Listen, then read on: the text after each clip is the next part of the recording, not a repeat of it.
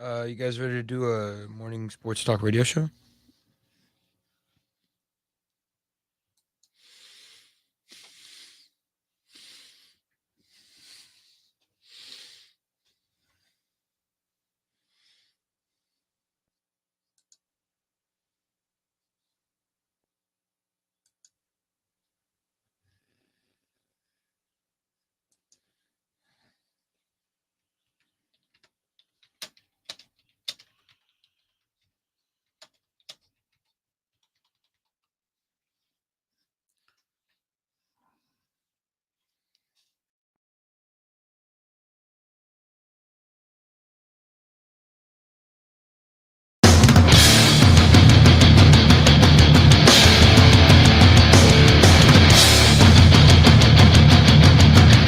You are listening to Miller and Moulton, exclusively on the Florida Sports Network. And now, here's Mark Miller and David Moulton.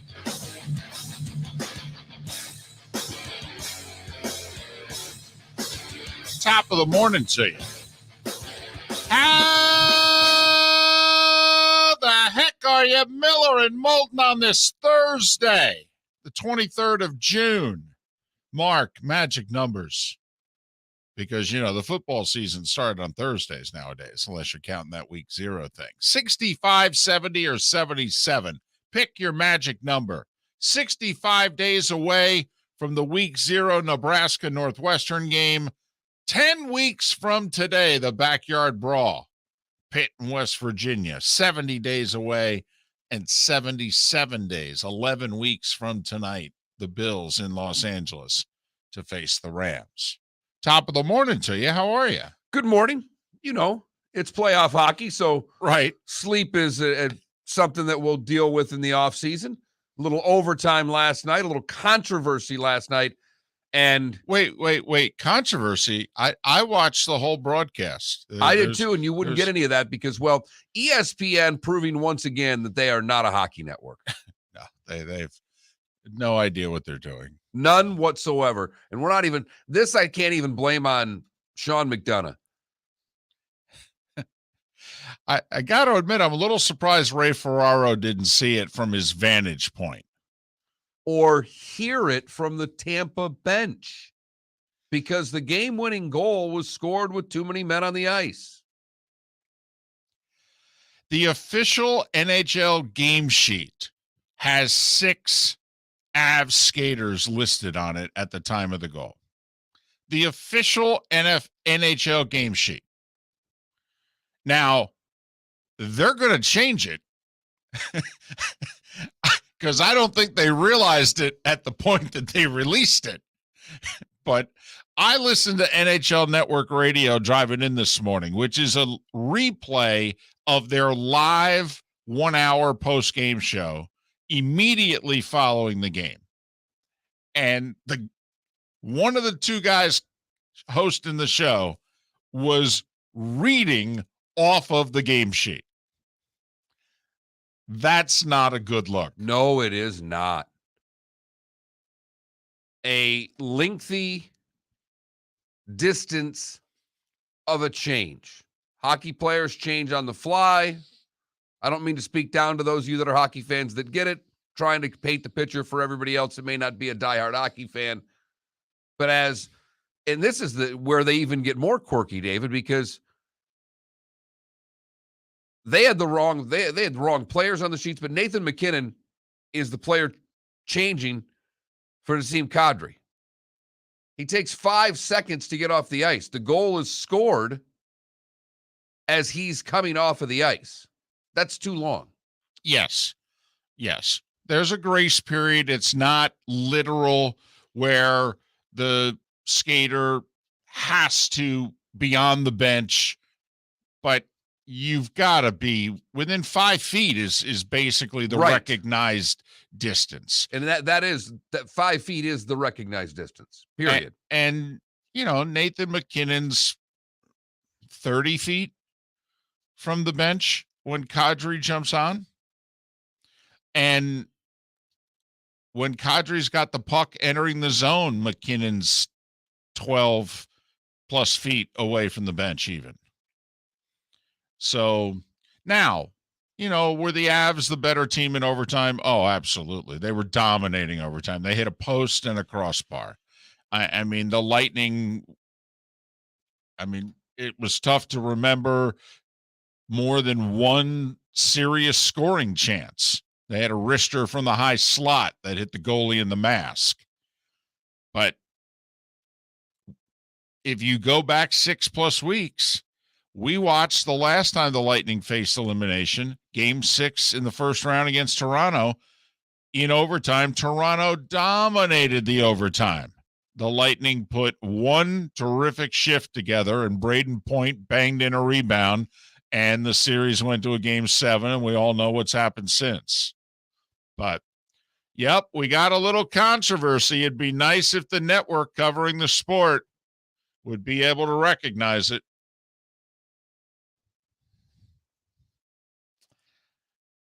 It's a bad look. It's a bad look for the four-letter network when the whole sport's talking about something and you televise the damn game and you didn't even mention it or show it once. Not once. Not once. And it was a weird play because the goal got caught underneath the crossbar, the back piping, and stayed up in the net. So in and of itself, it was a quirky ending because the goal judge didn't see it. The referee didn't initially see it. The only player that saw it was Kadri. Now, we had an issue in Game 3 in which Colorado scored a goal, and it took the Lightning stalling for a long period of time to get a look at a replay because, by the way, ESPN didn't give a good look on the replay. And eventually, the Lightning said, you know what, we're going to challenge this goal, and they ended up being right. And we raised many questions, one of which being, couldn't Toronto, which is where the NHL is based out of, couldn't Toronto just buzz down the way football replays sometimes do, particularly in college football? Couldn't Toronto just buzz down and go, hold on a second, we need to take a look at this. This is important. I think we're now getting to the point, maybe, Mark, because the Avs are going to go on and win the Cup. And listen, they've been the better team. They've been the better team throughout. They were the better team last night. They were the better team in every game but Game 3. They really were. Yeah, they're the better team, and they're up 3-1, and they probably deserve to be up 3-1. But I wonder if the legacy of this series is going to be the NHL is going to have to take a hard look at challenges and who can make them. Because this is a case where if you gave every team one challenge, like we can challenge anything once, John Cooper clearly would have waved over and said, hey, you got to take a look. They got too many men on the ice here. And in the post game, ESPN caught it. By the post game, they caught it. And I don't mean broadcast post game. I mean when they're doing their studio stuff. By then, they caught it. But they didn't have it when we were watching. Yeah, I don't know how Ray Ferraro, in the position he's in right between the two benches, while the whole Tampa bench is up in arms screaming, doesn't make mention of, I mean, David, there was 2 minutes before they called that it was a goal. Well, now I will say everybody missed that. The referee missed it. The goal judge missed it. Everybody missed it. David, my point is it took 90 seconds to 2 minutes for them to figure out it was a goal. In that time, Ray Ferraro, who was sitting between the two benches, is got to be hearing John Cooper and the Tampa bench complaining about too many men. He's got to hit a button, tell a producer, a director, hey, we might have a too many men call. There's got to be something happening. And all that time, they did an interview on the bench. I mean, come on, you can't go that long with missing that. I agree. And I'm not talking about the goal. I don't want to confuse anybody by that. But because of the goal, there was that much time to get into other things. It just bad luck. But outside of the first period, when the Lightning were, played their best period of the series, the last 2.5 periods, the Avs were the better team. And hey, I wanted him pulled. I wouldn't have played him. Darcy Kemper saved them in the first period. I mean, that easily could have been 2-3-0. Kemper was terrific. He kept them in the game until they came to the rescue. Yeah, I thought Tampa played a nearly perfect first period. Yeah, what was it, 17-4? The only thing that would have made it more is if they'd have pumped a couple more home. Yeah. I mean, shots on goal were like 17-4 or something like that. I mean, that's remarkable. But Avs up 3-1. They'll be heavily favored to wrap this sucker up Friday in the altitude. You got to wonder maybe if the Lightning get a call or two early. I mean, not as a directive from the league, but I think, officials are a group and they're all going to be paying attention. Well, and they're human. Right. Everybody knows going into the game, Tampa starts this game on the short end. So I definitely think you're on to something there. The problem is they're going to call a penalty on Tampa at some point. That means Colorado scores. But Avs up 3-1 with the overtime win. 12 minutes of overtime. I mean, little something for us. But it wasn't a quick overtime, but it went just long enough in which you're thinking, ooh, maybe we're going to be here a while. I had to go to the David Moulton pace.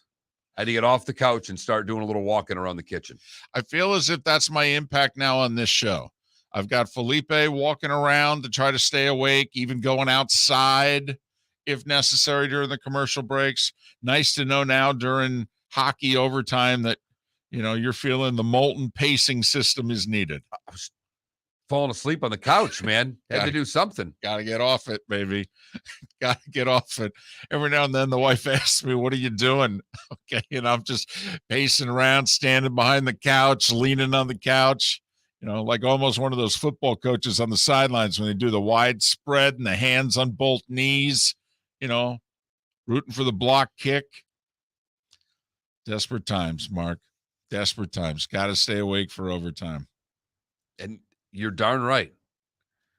And you have to do whatever it takes to maintain being awake in overtime. But Tampa now down 3-1. And for all intents and purposes, this is the Avs over. The Avs are going to win the Stanley Cup. It's just a matter of now if it's 5, 6, or 7. But the Avs are going to win the battle for Lord Stanley's Cup. There's no doubt about it. When we come back on the other side, we're going to play you a little post game. John Cooper, head coach of the Lightning, his thoughts on the matter. I do ask you, though, as just a hockey fan, do you think the NHL needs to start adding more layers to their officiating / replay? Because now you start getting NFL-ish, and there are times as fans that we want them to improve it. And then we also go, now it's getting to be too much. It's a fine line. I do think that they may need to extend what the look at every goal means, because they review every goal to make sure it goes past the line. But now whether you want to put offside into that, you want to put too many men into that, it certainly seems that they have some things that they're going to have to look at in the offseason. Miller and Moulton. We'll listen to John Cooper on the other side right here on the Florida Sports Network. Golfers, are you bored of the same old driving range warm-up routine that's not getting you the results that you want on the course? Power up your golf swing by adding resistance bands to your range sessions with the Orange Whip Golf's Power Strap Kit. Featuring band attachments to your feet and hips, Power Strap resistance training will boost club head speed, increase power, improve flexibility, all with just a few swings. Buy a Power Strap Kit today. Go to orangewhipgolf.com and use code Miller10 to receive an additional 10% off the already great price of $119. Mark Miller for SWFL Golf Carts, or online, flgolfcarts.com. If you're looking for a golf cart, an e-bike, or an e-motorcycle, go visit Alex and the gang at SWFL Golf Carts. flgolfcarts.com online. Check out their whole inventory. If you're looking for a custom cart, they can take care of you. 2-seater, 4-seater, 6-seater, they've got you covered. E-bikes, nobody better for value and service. E-motorcycles, check them out. Again, flgolfcarts.com. flgolfcarts.com. David Moulton for Napa Auto Parts, and Napa Filters. Insist on Napa Filters for your vehicles, or if you're a do-it-yourselfer, only buy Napa filters. Napa has a filter for almost anything on earth that moves, whether it's motorcycles, foreign and domestic cars, vans, SUVs, earth-moving equipment. You get the idea. Napa Auto Parts, Napa filters. Insist on them for your vehicles, or if you're do-it-yourselfer, only buy Napa filters. Bring your big mouth to John Smith Subs and indulge in their overstuffed subs with the freshest quality ingredients. Enjoy our famous steak bomb with perfectly grilled marinated sirloin steak topped with provolone cheese, grilled onions, peppers, mushrooms, crispy bacon, juicy tomatoes, and creamy mayo. Boom! Made-to-order crispy fries can be paired with the Gator, the Cuban, the chicken bomb, or the Italian. Love local. Eat delicious with John Smith Subs. Find a John Smith Subs location near you today. You are listening to Miller and Moulton on the Florida Sports Network.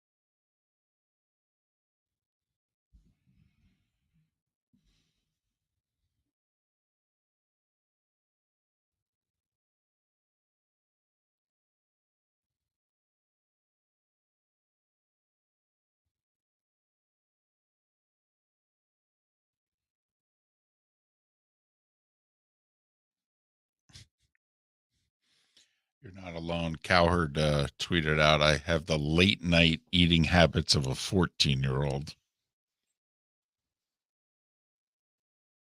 I was really good. And then I had some grapes, some Cheez-Its, and 3 cookies and cream chocolate Easter eggs that I found of my daughters. Oh, wow. They were delicious.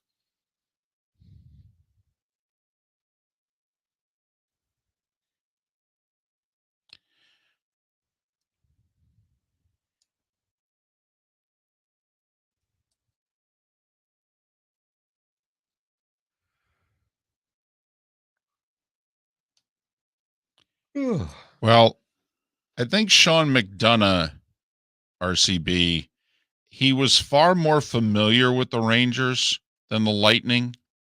So he talked about them a lot, but even Mark, when watching it, felt early in that series that McDonough had a little bit of a bias towards the Rangers.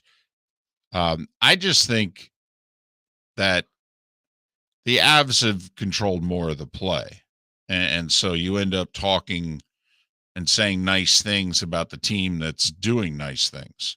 So that's why I think you sense that they're biased towards Colorado. But I will say, in your defense, RCB, McDonough's not really acknowledged the three-peat aspect of this at all.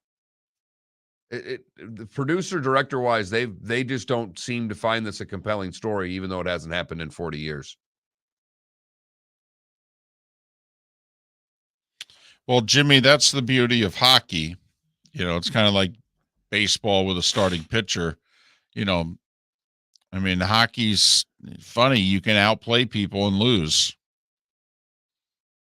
It usually doesn't happen over a 7-game series, but with the goaltending factor, it can happen. I mean, you feel as if the Avs have been clearly the better team in this series, and you realize that 2 of the 3 wins have been in overtime.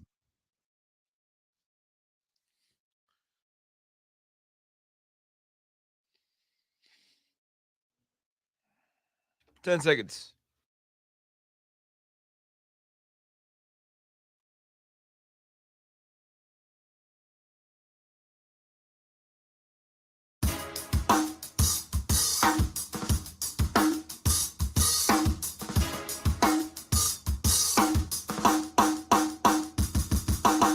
Welcome back to Miller and Moulton, only on the Florida Sports Network.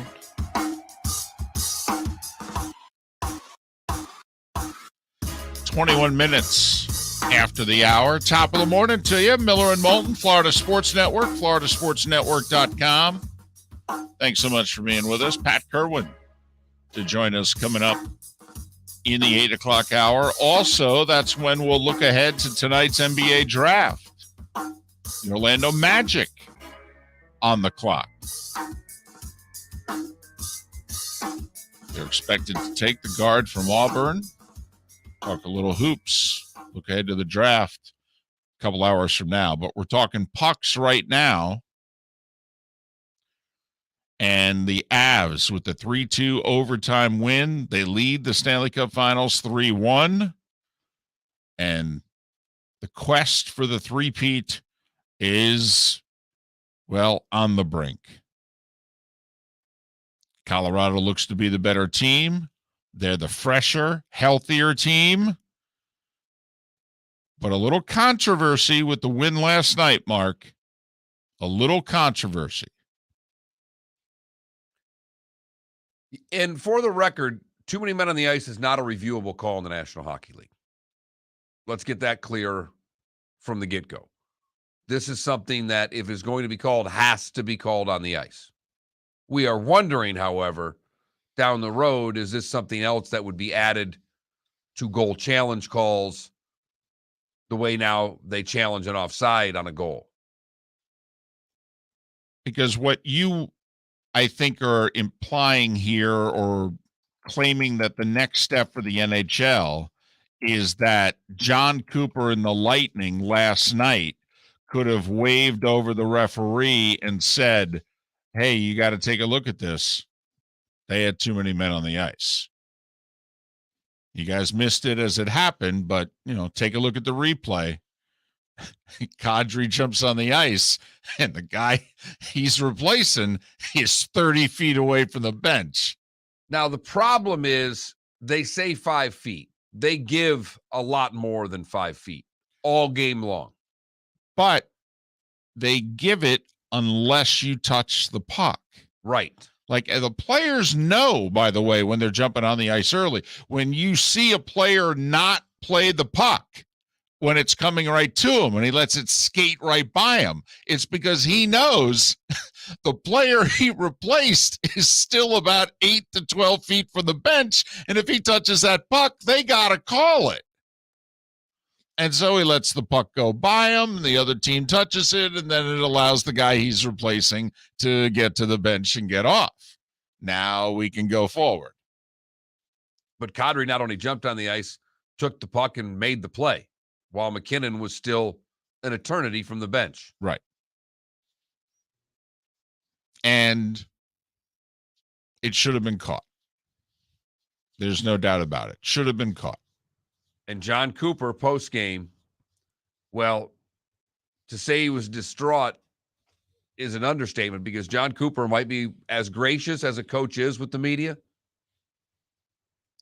to talk to him and answer questions and be honest and forthright. We've joked during these playoffs that he's been so good with the in-between period interview, an in-game interview, that it's almost as if he'd let Emily Kaplan stand next to him and watch some of the game. He's got a little, I mean, he doesn't have Bobby's sense of humor nor accent, but remember how Bobby would give interviews and, plays resumed and Bobby's still talking. Got an OC and a DC to take care of those Exactly. things. He's got Mickey Andrews and Mark Richt at the time. He could talk to Lynn Swan on the sidelines during the national championship game. I mean, all I got to do is settle a couple things at halftime. I got the headsets on. I'm paying attention. If I don't like the play, I'll say something. But here's John Cooper following last night's loss to Colorado. John, how disappointing was it to get out of that first period with just one goal? And did that push maybe take a little bit out of you as that game went on? I don't know. I thought we had a really strong first. We had the lead. I love this league. It's the greatest league in the world. The people that run it are amazing. Everything about it, it's like a dream come true for me, especially being a Canadian kid growing up and everything that's gone on. And a lot of times when you're, I've been part of some heartbreaking losses and defeats to teams that took us out, and been with a group that just fights and fights and fights, and they fought their way to a third Stanley Cup final in a row. And in a Cap era, when it's so damn hard and the rules are put against you, because the league wants parity. And I love that about the league. And that's what makes it tougher. And just watch this team and what they've gone through and the battling that's gone on, and we're all in this together. Players, coaches, refs, everybody. But it just this one's going to sting much more than others, just because I think it was taken on. It was potential. I don't know. It's hard for me. This is going to be hard for me to speak. I'm going to have to speak. I'll speak with you tomorrow. You're going to see what I mean when you see the winning goal. And my heart breaks for the players, because we probably still should be playing. I'll be available tomorrow. And with that, he got up and he left. And that was being asked a question about how they played in the first period. Which he did address. He did. No. I mean, the guy tries. Yep. After the game, hey, you guys played great in the first period. You think that affected you?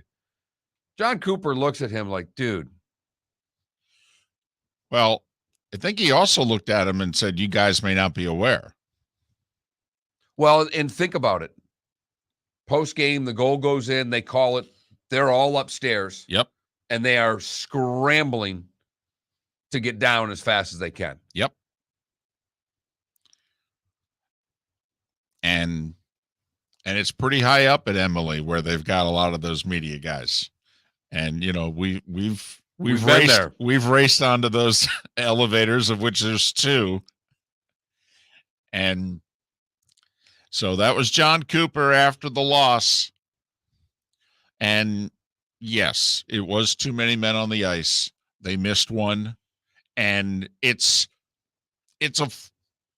not a fine line, but it's a penalty that can get fans upset at you when you mention it, because there is someone skating to the bench.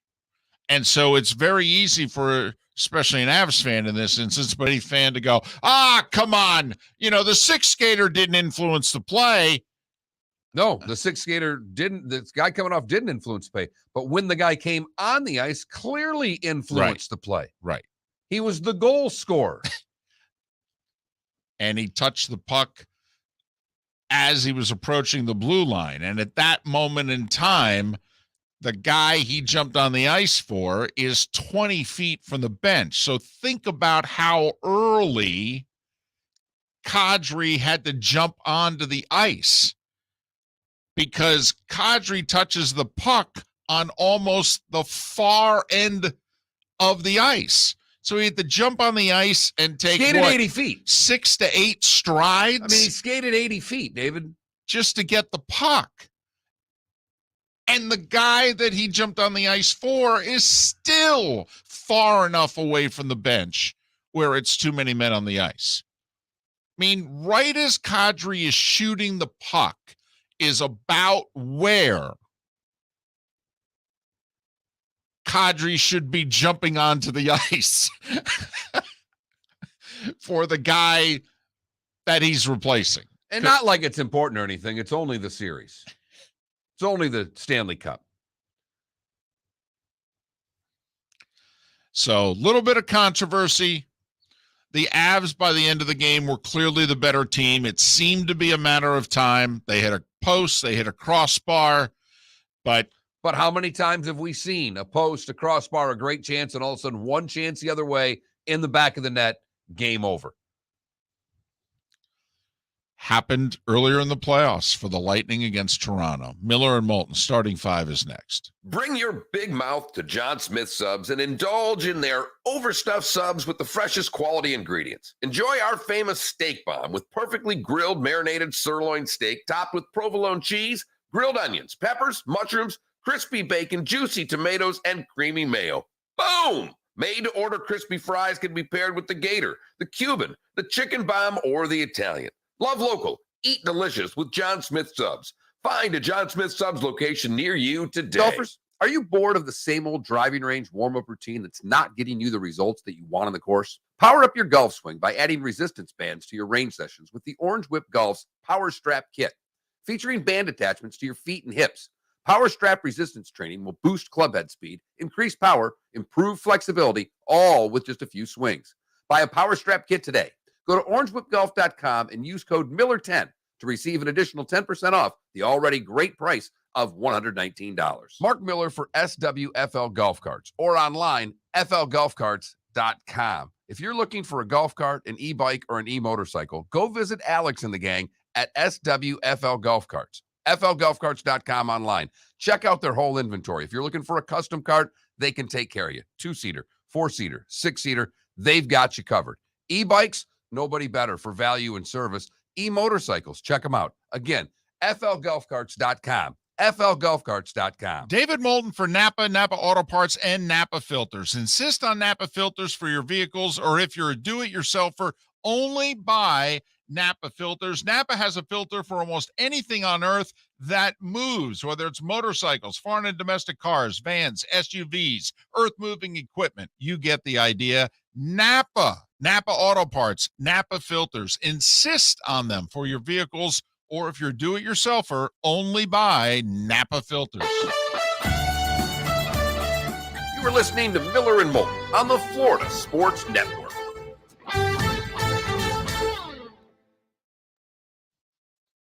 Shots fired and road rage incident on I-75 near Immokalee. That's what the shutdown was yesterday. Mm-hmm.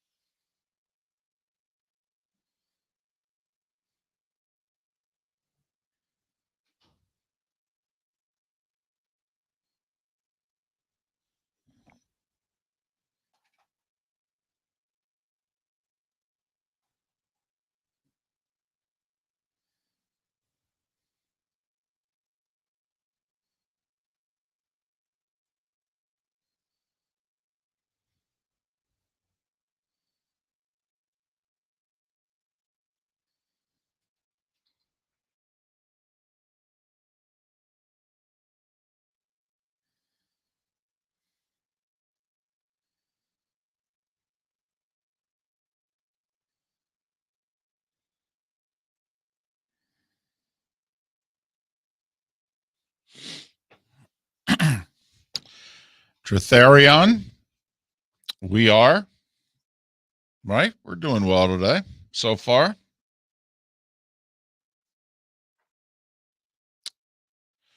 Well, KW, I'll say this.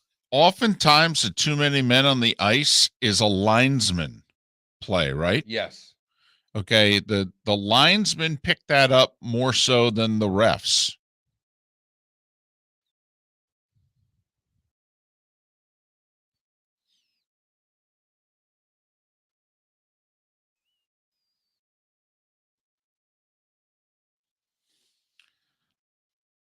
You know, once again, it's usually shortly after the guy touches the puck,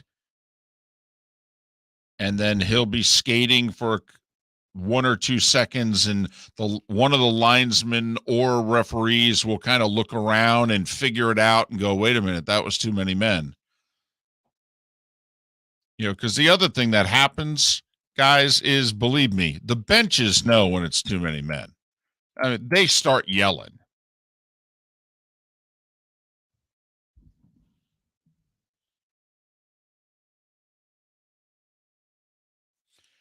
Now, that's one of those calls. In fact, KW, because they stopped calling penalties in that game. Yes. Okay, but when that Hedman got taken down, right. It's like, okay, they're not going to call penalties. Right. I mean, the third period in overtime, they basically stopped calling penalties. But that's the one penalty they have to call. That, and if you draw blood on a high stick. Those are probably the two penalties that, even when they go, listen, we ain't calling any more penalties. But if you cut a guy with your stick and too many men. Yeah, and the only other one now is to delay a game when you shoot it over the goal. Well, yeah. That they have to. It's an automatic. Well, I mean, Arch, every team that scores the game-winning goal heads off the ice in a hurry.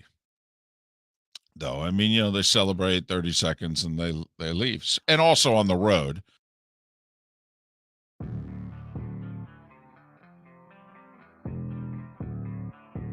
Thanks for listening. And now, more of Miller and Moulton on the Florida Sports Network. 22 minutes before the hour, Miller and Moulton, Florida Sports Network, floridasportsnetwork.com. Pat Kirwan in an hour and 20 minutes. A lot went on in the NFL yesterday. And if you don't believe me, well, I'll prove that point to you coming up here in a moment. But he'll join us at 8 o'clock. And 2 hours from now, we'll look ahead to tonight's NBA draft. And the season ended about a week ago. Free agency begins in about a week or so. So in the middle, they'll jam in the draft. Whole bunch of guys you don't know.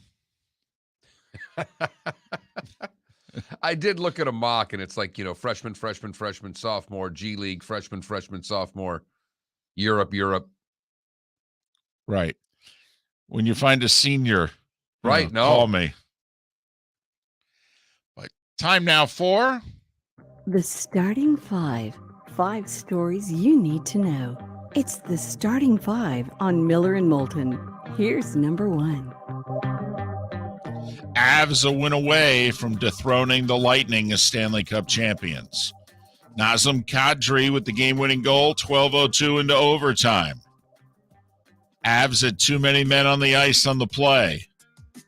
Officials missed it. League's going to deny that that's what happened. But the official game sheet lists 6 skaters for the Avs on the ice at the time of the goal. 3-2 Colorado. They lead the series 3-1. Both goalies were terrific. Darcy Kemper, who got pulled midway through Game 3 at 37 saves, and an assist on the game-winning goal. And he kept the Avs in it when they were thoroughly outplayed in the first period. And then Vasilevsky in the third period and overtime was amazing. Got the benefit of a post and a crossbar. Kemper got the benefit of a crossbar also. But 37 saves for Darcy, 36 for Vaz. But the Avs win it in OT, and tomorrow night in Denver, they'll try to win their third Stanley Cup. Tragic day for the Baltimore Ravens yesterday. My goodness. First, during our show yesterday, reports were beginning to surface about 26-year-old linebacker Jalen Ferguson, who died. Authorities say foul play is not suspected. The cause of death to be determined, however. He was a third-round pick just 3 years ago. And then, in the afternoon, news that Tony Siragusa died in his sleep at the age of 55. 12 years in the league, actually played more for the Indianapolis Colts than he did for the Ravens, but best remembered being a part of those legendary Ravens defenses in 2000, 2001, the 2000 team winning the Super Bowl. Then Goose had a 13-year broadcasting career with Fox. Tony Siragusa dead at the age of 55. What a day for the Ravens. Terrible day. Goodness. Unbelievable. Roger Goodell testified before a congressional committee on oversight and reform for 2 hours. He was in a tough spot. I mean, he's having to defend Daniel Snyder. He told them, hey, I don't have the power to remove Snyder as owner of the Commanders. Snyder, by the way, has now been subpoenaed. They asked him twice politely to testify. He said, no, man, I'm on vacation. And they said, well, you're going to get your back here next week, and you're going to testify. Goodell also tried to tell the committee, hey, you know, he has been held accountable by the league. He has stepped away from the team now for a year. That's a good one. Technically, because remember, the league, moved it from Daniel to his wife. Right. So he's got nothing But they to do never with the talk Commanders. about any business No. at the dinner table. No. Congress, by the way, asked for the NFL to release the report that they did on Daniel Snyder. Remember, the league did that investigation and then never released the report. Goodell said no. Also, the NFL is trying to move the Brian Flores lawsuit to arbitration. They tried the same legal maneuver against John Gruden and lost. Failed with Gruden. Most think it'll fail with Flores.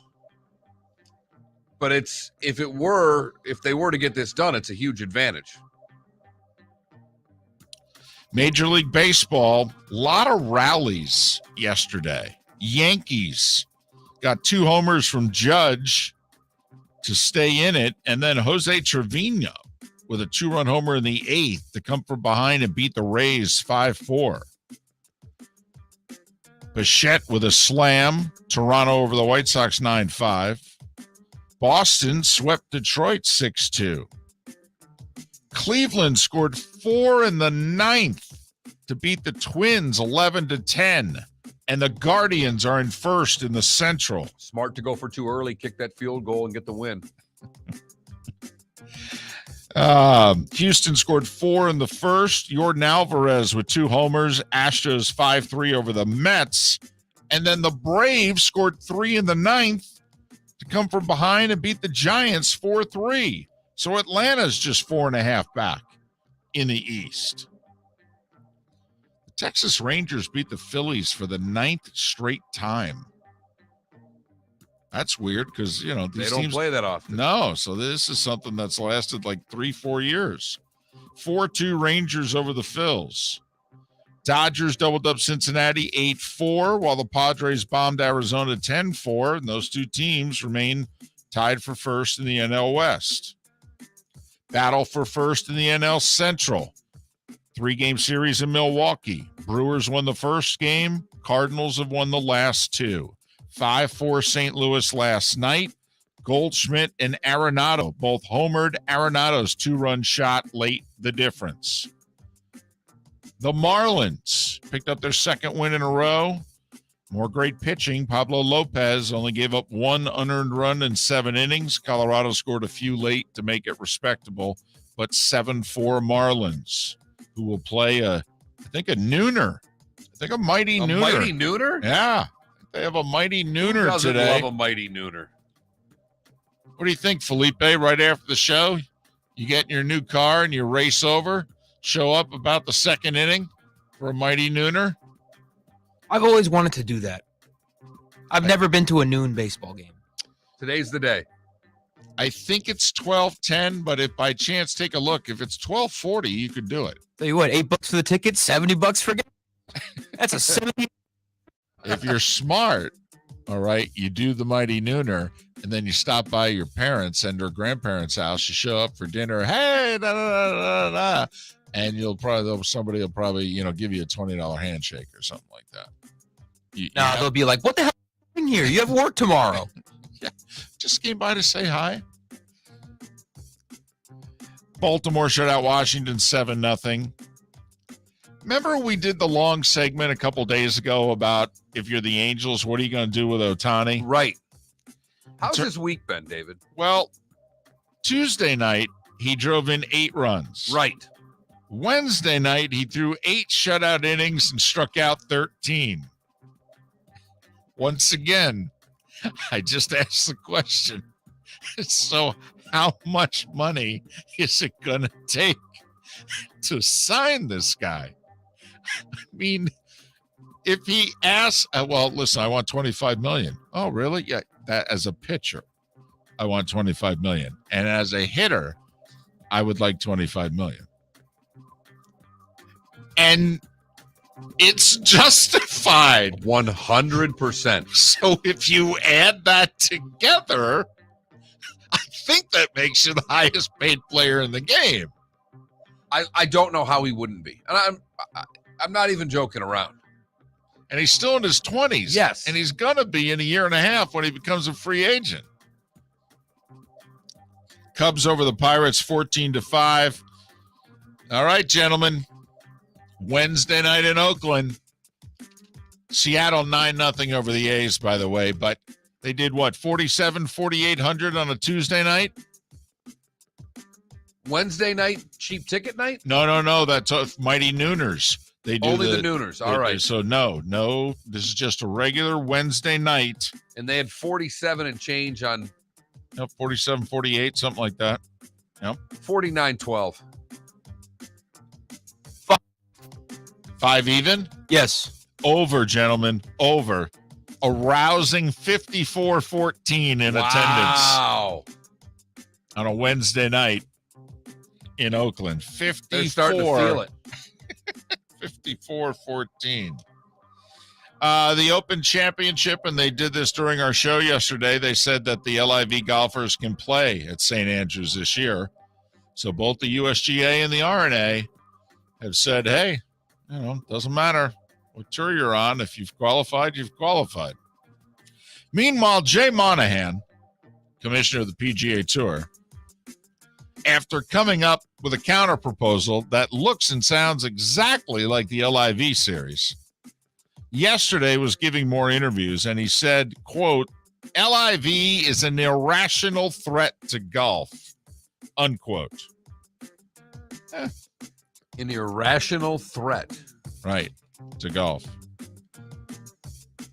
So. Okay. Just That's a nice quote. Yeah, it is a good quote. As quotes go, well done.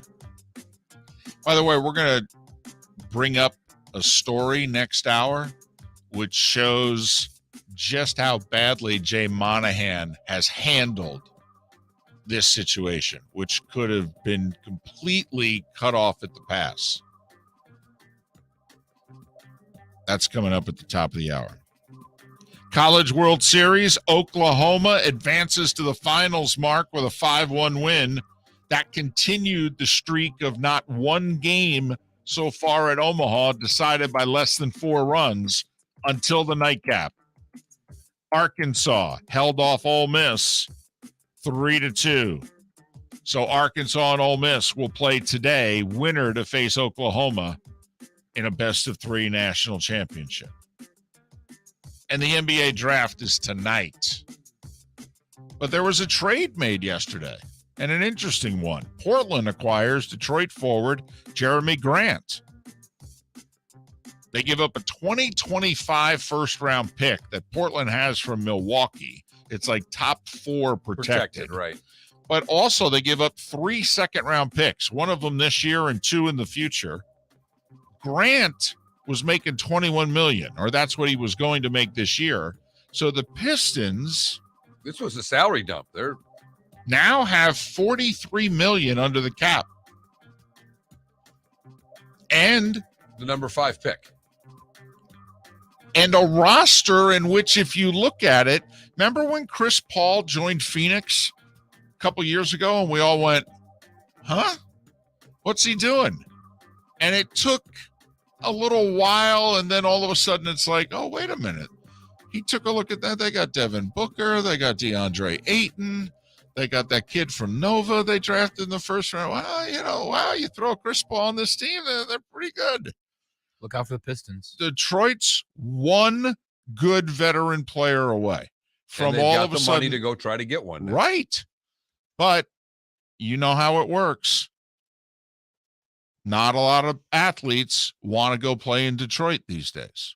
I saw this, and it isn't a veteran player, but I saw a report that they're going after DeAndre Ayton. Can you imagine if they have Bagley and Ayton on their team, the 1 and 2 picks of that draft? And with $43 million in cap room, they can afford the rookie scale to pay the 5th overall pick of the draft, and they can afford to give Ayton the maximum offer that he can get. And it's now all of a sudden you turn around, you look at the Pistons, and you go, huh, wow. They're pretty good. Yeah, they're at least interesting. And they're young. Their 15th man is Luka Garza. Oh, you're getting He just too went nitty-gritty 15th here. man. I know. You're getting too nitty-gritty here. Remember him? But that was the Starting 5 every weekday morning at this time on Miller and Moulton. So there you have it. 54-14 in Oakland. I'm waiting for the minor league city to make an offer to franchises like Oakland when they're going through a season like this and say, listen, just, the whole Monday through Thursday thing, why don't you just do it here? Okay. Trust me, you'll make more money. And we've got better sewage with our locker rooms. Then there's that. They'll keep putting nobody in there so they can get to Vegas more quickly. Miller and Moulton. On the other side, a plan that was hatched that would have saved the PGA Tour all this aggravation. And they said no. Bring your big mouth to Jon Smith Subs and indulge in their overstuffed subs with the freshest quality ingredients. Enjoy our famous steak bomb with perfectly grilled marinated sirloin steak topped with provolone cheese, grilled onions, peppers, mushrooms, crispy bacon, juicy tomatoes, and creamy mayo. Boom! Made-to-order crispy fries can be paired with the Gator, the Cuban, the Chicken Bomb, or the Italian. Love local. Eat delicious with Jon Smith Subs. Find a Jon Smith Subs location near you today. David Moulton for Napa, Napa Auto Parts, and Napa Filters. Insist on Napa filters for your vehicles, or if you're a do-it-yourselfer, only buy Napa filters. Napa has a filter for almost anything on earth that moves, whether it's motorcycles, foreign and domestic cars, vans, SUVs, earth-moving equipment. You get the idea. Napa Auto Parts, Napa filters. Insist on them for your vehicles, or if you're do-it-yourselfer, only buy Napa filters. Golfers, are you bored of the same old driving range warm-up routine that's not getting you the results that you want on the course? Power up your golf swing by adding resistance bands to your range sessions with the Orange Whip Golf's Power Strap Kit. Featuring band attachments to your feet and hips, Power Strap resistance training will boost club head speed, increase power, improve flexibility, all with just a few swings. Buy a Power Strap Kit today. Go to orangewhipgolf.com and use code Miller10 to receive an additional 10% off the already great price of $119. Bring your big mouth to Jon Smith Subs and indulge in their overstuffed subs with the freshest quality ingredients. Enjoy our famous steak bomb with perfectly grilled marinated sirloin steak topped with provolone cheese, grilled onions, peppers, mushrooms, crispy bacon, juicy tomatoes, and creamy mayo. Boom! Made-to-order crispy fries can be paired with the Gator, the Cuban, the Chicken Bomb, or the Italian. Love local. Eat delicious with John Smith Subs. Find a John Smith Subs location near you today. Mark Miller for SWFL Golf Carts or online, flgolfcarts.com. If you're looking for a golf cart, an e-bike, or an e-motorcycle, go visit Alex and the gang at SWFL Golf Carts. flgolfcarts.com online. Check out their whole inventory. If you're looking for a custom cart, they can take care of you. 2-seater, 4-seater, 6-seater, they've got you covered. E-bikes, nobody better for value and service. E-motorcycles, check them out. Again, flgolfcarts.com. flgolfcarts.com. Golfers, are you bored of the same old driving range warm-up routine that's not getting you the results that you want on the course? Power up your golf swing by adding resistance bands to your range sessions with the Orange Whip Golf's Power Strap Kit. Featuring band attachments to your feet and hips, Power Strap resistance training will boost clubhead speed, increase power, improve flexibility, all with just a few swings. Buy a Power Strap Kit today. Go to orangewhipgolf.com and use code Miller10 to receive an additional 10% off the already great price of $119. You are listening to Miller and Moulton on the Florida Sports Network.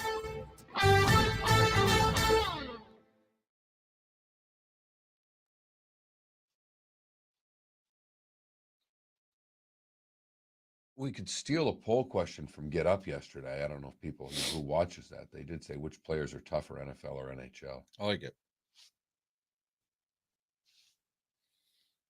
Watch. Felipe, you remember that poll question from yesterday? Who's tougher, NHL or NFL? Did you hear me say it or did you remember? I remembered.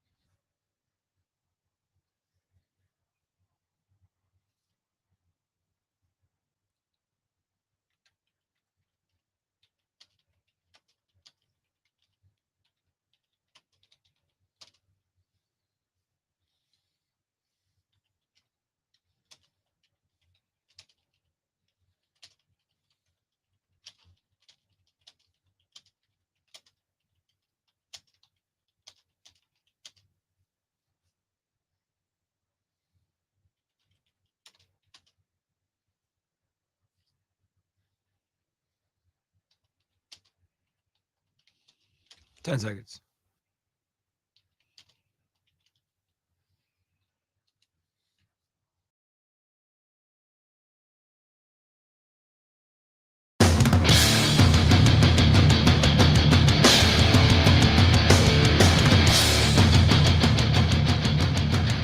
You are listening to Miller and Moulton, exclusively on the Florida Sports Network. And now here's Mark Miller and David Moulton.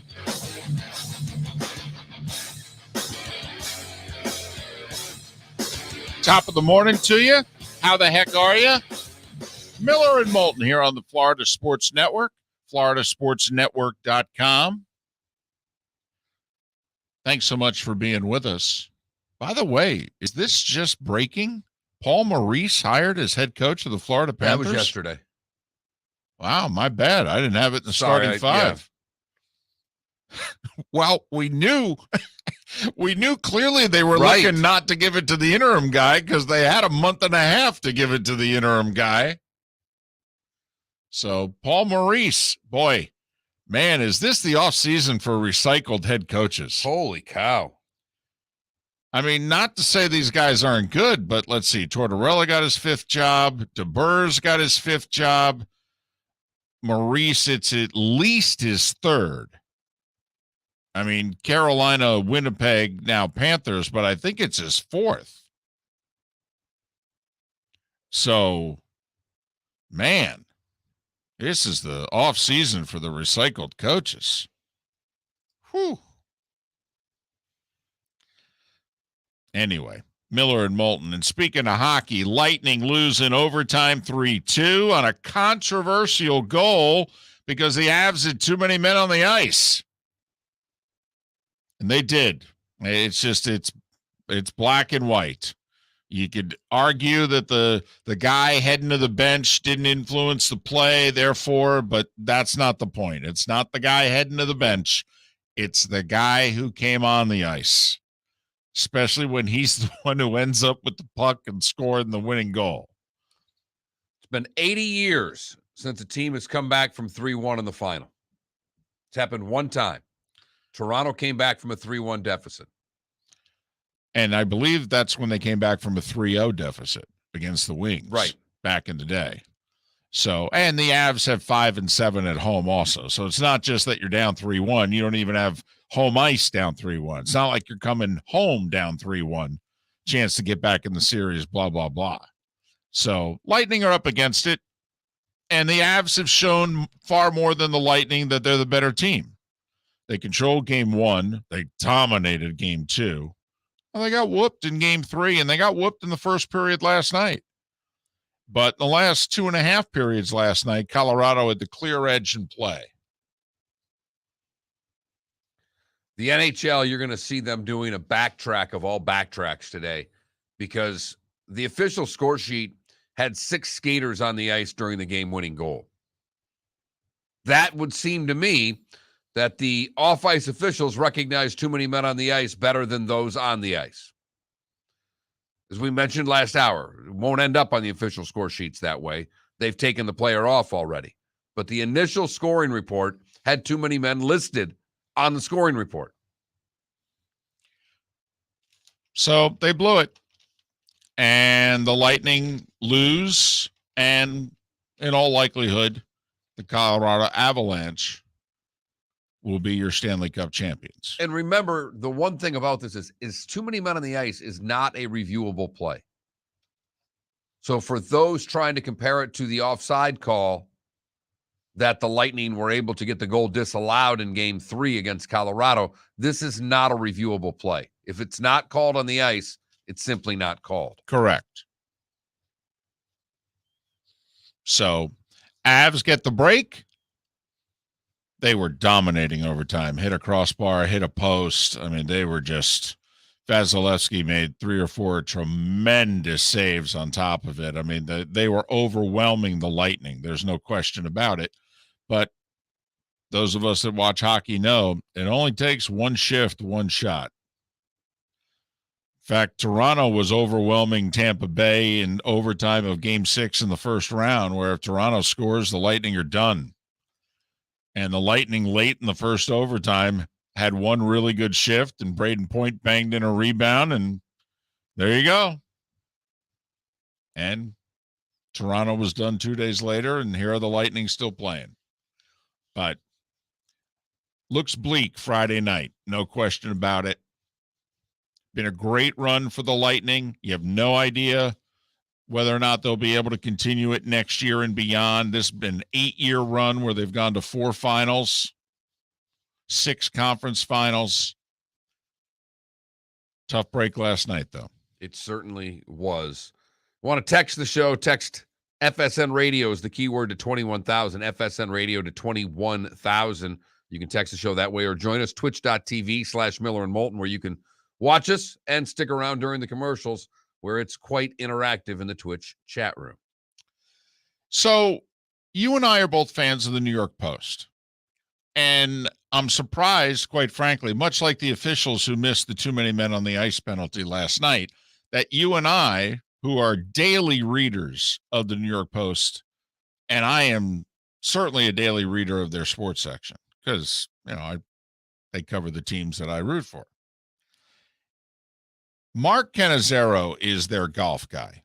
And unlike a lot of papers nowadays, the New York Post actually sends Cannizzaro out on the road to cover the PGA Tour.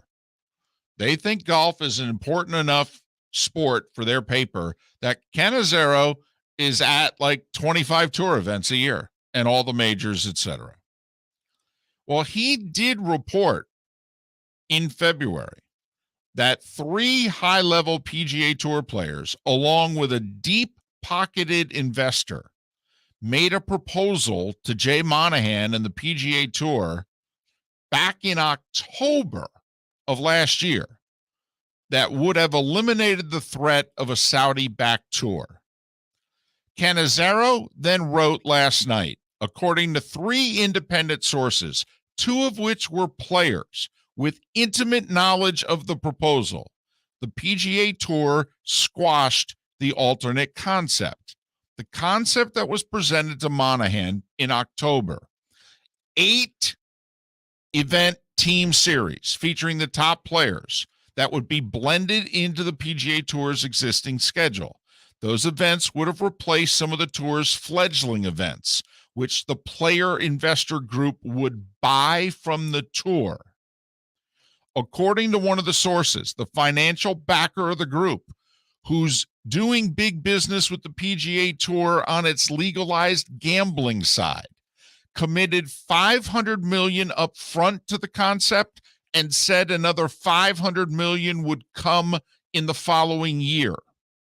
The catch, those 8 events were going to be player and investor owned, and it didn't suit the PGA Tour.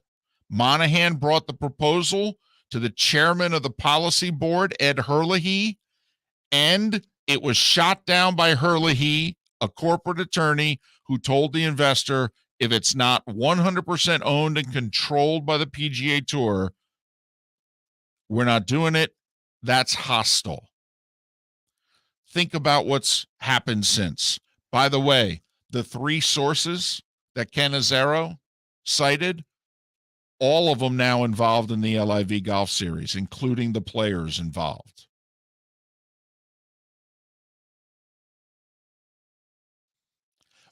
The financial backer, according to Cannizzaro, told Monahan, I believe the Saudi League is going to happen, and this would be a great way to thwart it. Monahan replied, I don't believe it's going to happen. So think back in the last 2 days. Monahan sat down, given 2 pressers. One of them, he was asked, hey, it seems like now you're taking this LIV series seriously. Have you always taken it seriously? And he went, oh, yeah, from the very beginning. Absolutely. He viewed it as a threat right away. Mark Cannizzaro, New York Post, said, hey, I reported this back in February. So to review, here's what I reported. And this goes all the way back to October. And Jay Monahan of the PGA Tour said no to the player initiative with $1 billion investor saying, I'll give you $500 million this year, I'll give you $500 million in the following. And the PGA Tour said, nope, sorry, man. If we ain't controlling it, it ain't happening. Think about some of the complaints of the players.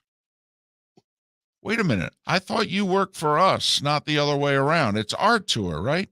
No. Matter of fact, this clearly says that it's not their tour. It's his tour. And so when you wonder why some of the guys that have gotten up and left, that's an important story that has been lost in all of this. Would love to know who the two players were that he sourced. I would think Phil's one. I would bet. I bet everything a I have large that amount of Phil's money. won.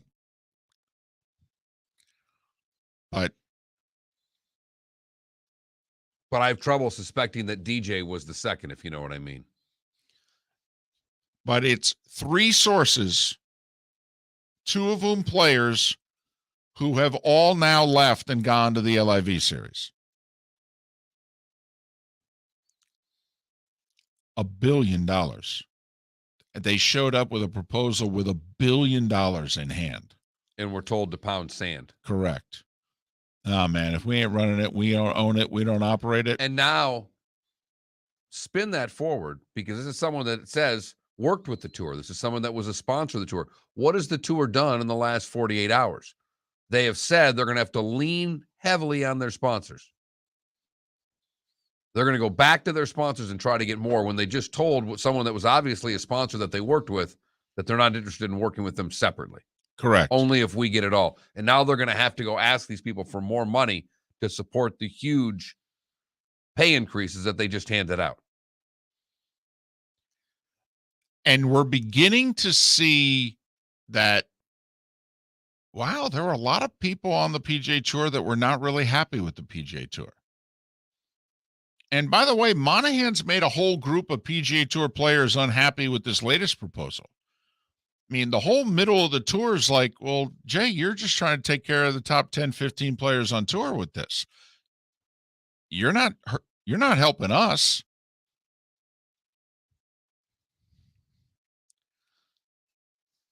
I don't know if the tour is in quote unquote trouble, but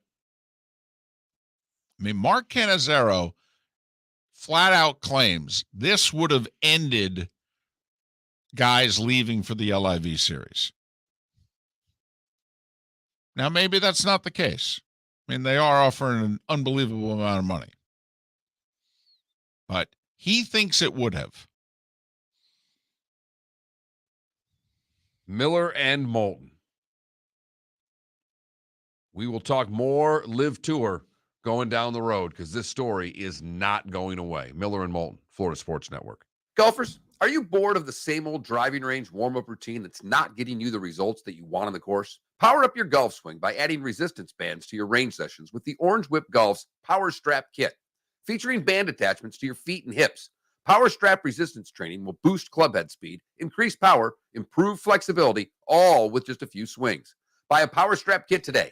Go to orangewhipgolf.com and use code Miller10 to receive an additional 10% off the already great price of $119. Mark Miller for SWFL Golf Carts or online, flgolfcarts.com. If you're looking for a golf cart, an e-bike, or an e-motorcycle, go visit Alex and the gang at SWFL Golf Carts. flgolfcarts.com online. Check out their whole inventory. If you're looking for a custom cart, they can take care of you. 2-seater, 4-seater, 6-seater, they've got you covered.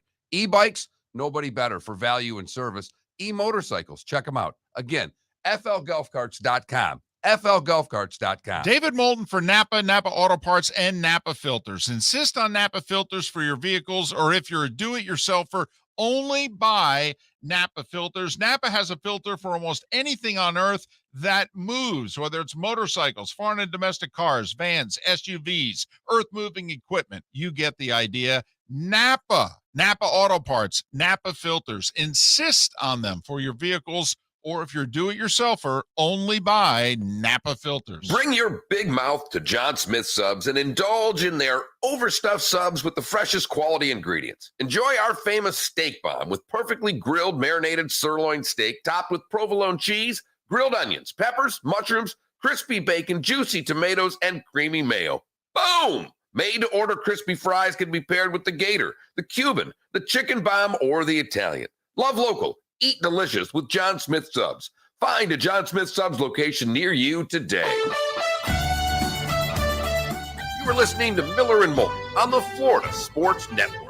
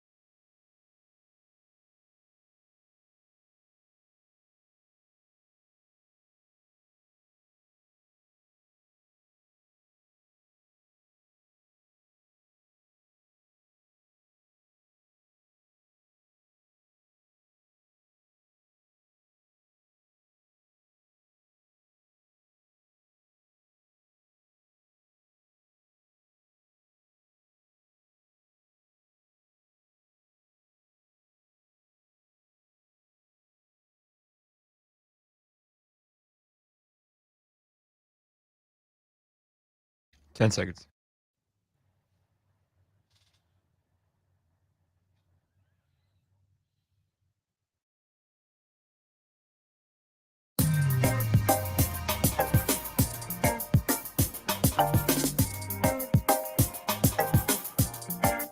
Welcome back to Miller and Moulton, only on the Florida Sports Network.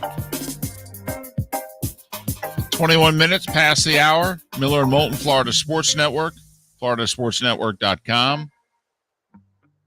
Avs beat the Lightning 3-2 in overtime. Controversial goal, as it turns out. Avs had too many men on the ice. It was pretty clear, and it impacted the play. Because the guy who jumped on the ice was the guy who got the puck and scored the game-winning goal. He had the puck long before his replacement had left the ice. That's too many men. You're allowed 5 feet. You need to be within 5 feet of the bench. And that obviously was not the case because, hell, when he received the puck, he was on the opposite end of the ice from where he jumped on it. And the player who was coming off was still a good 20-plus feet away from the bench. And if you, like a lot of us, watched the goal, watched then to make sure it was a goal, watched the celebration, and then turned it off before they went to SportsCenter, you didn't hear any of this because ESPN missed it. Yeah, they had it in their SportsCenter postgame, but they did not have it as part of their ABC broadcast of the game. It did not come up. They happened to have someone right between the two benches that had to hear one bench celebrating while the other bench was complaining. But Lightning now down 3-1. Avs have more firepower right now. Avs have certainly appeared to be the better team. And now they've got a commanding lead in the series heading home tomorrow night, Game 5, where they'll be heavily favored to win and dance with Lord Stanley and end the Lightning's quest for the three-peat and also win their third Stanley Cup in franchise history, first in 21 years. Florida Panthers hired a new coach, Paul Maurice, who's been around for a long time. How much trouble do you think the PGA Tour is in? Scale of 1 to 10. 10 being, oh boy. Code red. Right. I think around a 6. Like I think it's not on the hot burner yet, but it could be there quickly. And I'd like the ability to re-answer that question a week following the British Open.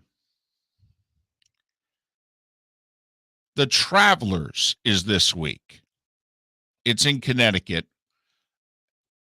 It's what used to be, if you go back in the day 40 years, this used to be the Sammy Davis Jr. Greater Hartford Open. It's not a big event on tour. I mean, look at its spot. It's the week after the U.S. Open. It's not one of the bigger regular tour events. They have 14 of the top 40 players in the world in their field. The LIV series, a week from today in Portland, will have 8 of the top 40 players in their field. It'll be their second ever tournament. And the PGA Tour obviously has the history that it has. I mean, when you see those numbers, do you think, wow, that's a good job by the LIV? I think it's a great job by the LIV. Here's the problem, David. And I have been trying to do as much R&D as I can, really and truly, in talking to people and talking to golf fans. Golf people are fascinated by the LIV story. Every friend I have that's a golf person is all in on the story, much like how a lot of us that don't like the NBA love the draft and free agency. Correct. These next 2+ weeks are our favorite times for many of us of the NBA season, the draft, and then guys opting in or out, and then guys signing. And I compare the two because I text a friend of mine in Portland who's an avid golfer. belongs at the Portland Country Club, I believe, or Portland Golf Club, one of the big boys there. And I thought he'd be in. I said, Big Joe, any buzz in Portland about the LIV event? None whatsoever, just a money grab. While everybody is intrigued by the story, I don't know anybody yet that's intrigued about watching the golf. Well, and to me, I think a key test for this series, tour, whatever you want to call it, is going to be in 5 weeks. They're going to be in the New York metropolitan area. They're going to be at Trump Bedminster, which is in north central Jersey. Phil Mickelson's going to play. Phil is beloved in the Northeast. Whenever they had a major in the Northeast, the fans there rooted for Phil over Tiger. How could he not be? He's from the Northeast. Or he's a degenerate gambler. It's the Northeast. They got to love you there. I understand. It's in their blood. And it will get a lot of publicity. I mean, like we mentioned last segment, Mark Cannizzaro in the New York Post. All right. He covers golf every day. I mean, this event is going to get publicity. It's at a Trump course. It's the breakaway series. I mean, we had Ron Sirek on the show a couple of weeks ago in which he said, listen, there's something going on here because I was driving home from North Carolina to Maine and I drove through the New York metropolitan area and they were talking golf with the Yankees and Mets both in first place and the Rangers in the conference final. And they were talking golf for 2 hours. So this will get some publicity. Agreed. In the biggest market in the country where you don't need a whole lot of people to head over to Trump Bedminster. Not hard to get to either. Well, it would be nice for them to have a crowd at one of their events. We'll see what Portland looks like. And that was why I reached out to my buddy, because I'm like, well, heck, if he said I'm going, that would, a couple weeks out, that would lead me to believe that they're gaining some traction. But right now, no one's interested in the golf. Everybody's interested in the story. Do you think they'd be interested if they could see it? Now, I know they can see it, but you got to go to YouTube and Facebook and a website and, LIV golf, I think it is .com, whatever. Yeah, it is the wrong demo to be streaming. I agree. So do you think that the tour doesn't take the next step until they get on television? 100%. Well, and right now that seems as if the earliest that will happen will be next year.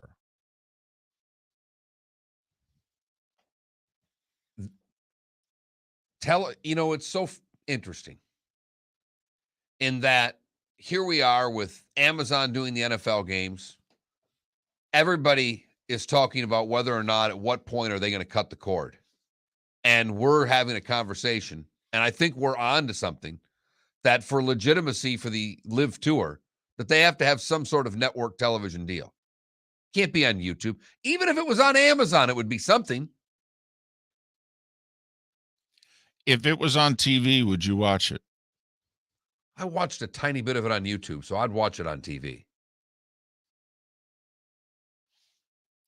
I mean, I'm old, David. It's golf. It's on at a time that I can watch it. I do think that the LIV series is going to lose a lot of momentum in about 3 weeks. Because once the Open Championship comes and goes, then what is there really to the golf season this year? It's nothing. It's not a Ryder Cup year. The only golf that's going to be on TV is going to be on the PGA Tour. And all these golfers that went to the LIV series are basically not going to be seen or heard from. That's why, to me, if I'm the LIV series, they have 5 events in September and October. Do they need to rethink this and somehow get there and pay to get on somewhere? Right. But it's during football season in this country. And where are you going to get on? Every one of these networks that we talk about, when do they have programming? On the weekends in the fall. And while Fox would probably air the LIV series during the spring and summer, all right, they're not going to be airing it in September and October. And they're throwing Big Ten games on FS1. So now where are you, FS2? Probably leaves you with just Turner. Miller and Moulton. Pat Kirwan, top of the hour here on the Florida Sports Network. Golfers, are you bored of the same old driving range warm-up routine that's not getting you the results that you want on the course? Power up your golf swing by adding resistance bands to your range sessions with the Orange Whip Golf's Power Strap Kit. Featuring band attachments to your feet and hips, Power Strap resistance training will boost club head speed, increase power, improve flexibility, all with just a few swings. Buy a Power Strap Kit today. Go to orangewhipgolf.com and use code Miller10 to receive an additional 10% off the already great price of $119. Mark Miller for SWFL Golf Carts or online, flgolfcarts.com. If you're looking for a golf cart, an e-bike, or an e-motorcycle, go visit Alex and the gang at SWFL Golf Carts. flgolfcarts.com online. Check out their whole inventory. If you're looking for a custom cart, they can take care of you. 2-seater, 4-seater, 6-seater, they've got you covered. E-bikes, nobody better for value and service. E-motorcycles, check them out. Again, flgolfcarts.com. flgolfcarts.com. Bring your big mouth to Jon Smith Subs and indulge in their overstuffed subs with the freshest quality ingredients. Enjoy our famous steak bomb with perfectly grilled marinated sirloin steak topped with provolone cheese, grilled onions, peppers, mushrooms, crispy bacon, juicy tomatoes, and creamy mayo. Boom! Made-to-order crispy fries can be paired with the Gator, the Cuban, the chicken bomb, or the Italian. Love local. Eat delicious with Jon Smith Subs. Find a Jon Smith Subs location near you today. David Moulton for Napa, Napa Auto Parts, and Napa Filters. Insist on Napa filters for your vehicles, or if you're a do-it-yourselfer, only buy Napa filters. Napa has a filter for almost anything on earth that moves, whether it's motorcycles, foreign and domestic cars, vans, SUVs, earth-moving equipment. You get the idea. Napa Auto Parts, Napa filters. Insist on them for your vehicles, or if you're a do-it-yourselfer, only buy Napa filters. You were listening to Miller and Moulton on the Florida Sports Network.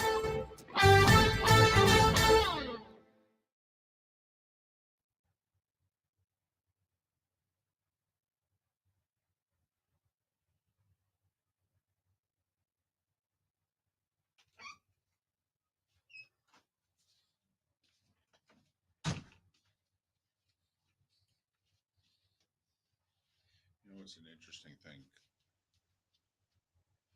So if you're the LIV series, 8 of your 48 are in the top 40. That's 17% of your fields in the top 40. Meanwhile, for the NHL, it's 14 out of 156. It's 9% of your fields in the top 40.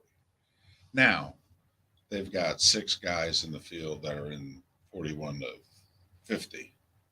So sport, if you do Right. I will say, too, Scheffler's playing this week. Right. And I think, is Rory playing?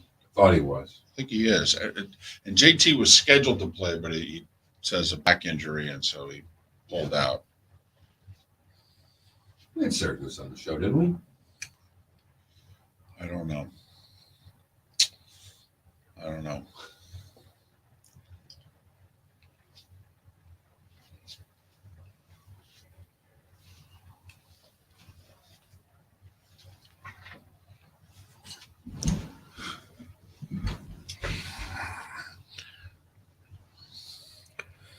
All 4 missed it, but it's not that they missed it, Paul. They weren't going to call it.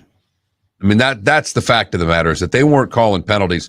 And when the league comes out and says it's a judgment call, they're just throwing some more safety nets for the referee and linesman, because it's not a judgment call, not when he's that far away. There's no judgment about it. It's too many men on the ice.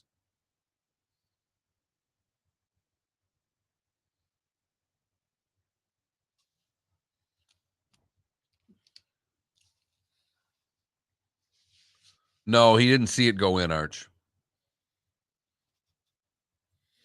Neither did the referee, and neither did the goal judge. Well, that's what he's asking about, the goal judge.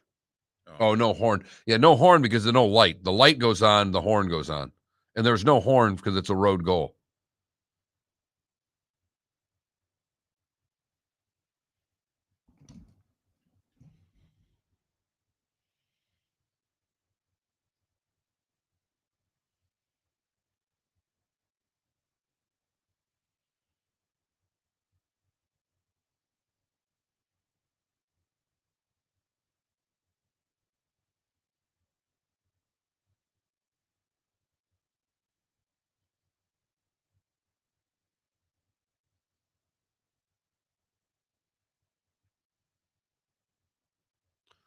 Ryan Englund, apparently on DAE, said, I was stunned by the way John Cooper responded last night. In a good way or a bad way? I don't know. That's all it says. That's literally it.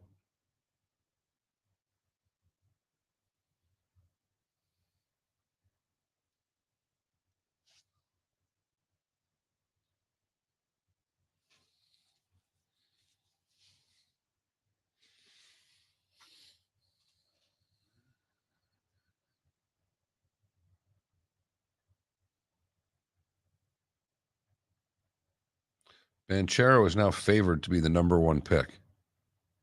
What? It's being reported on Twitter right now.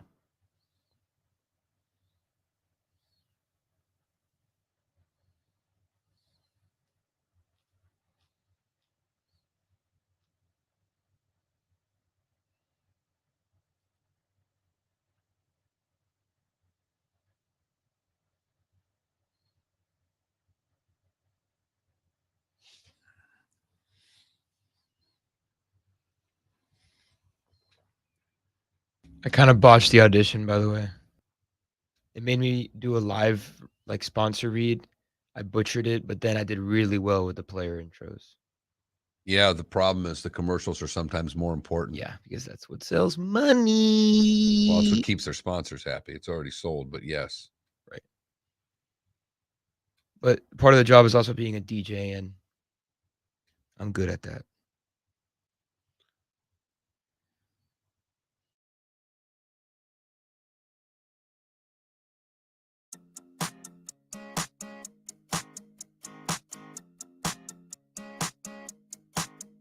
You're listening to Miller and Moulton, exclusively on the Florida Sports Network.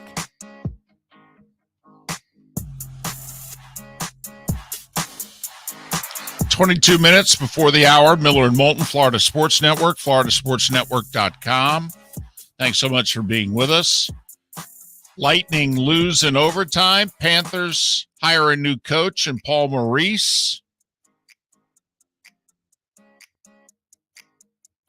He took Carolina to the Cup, right?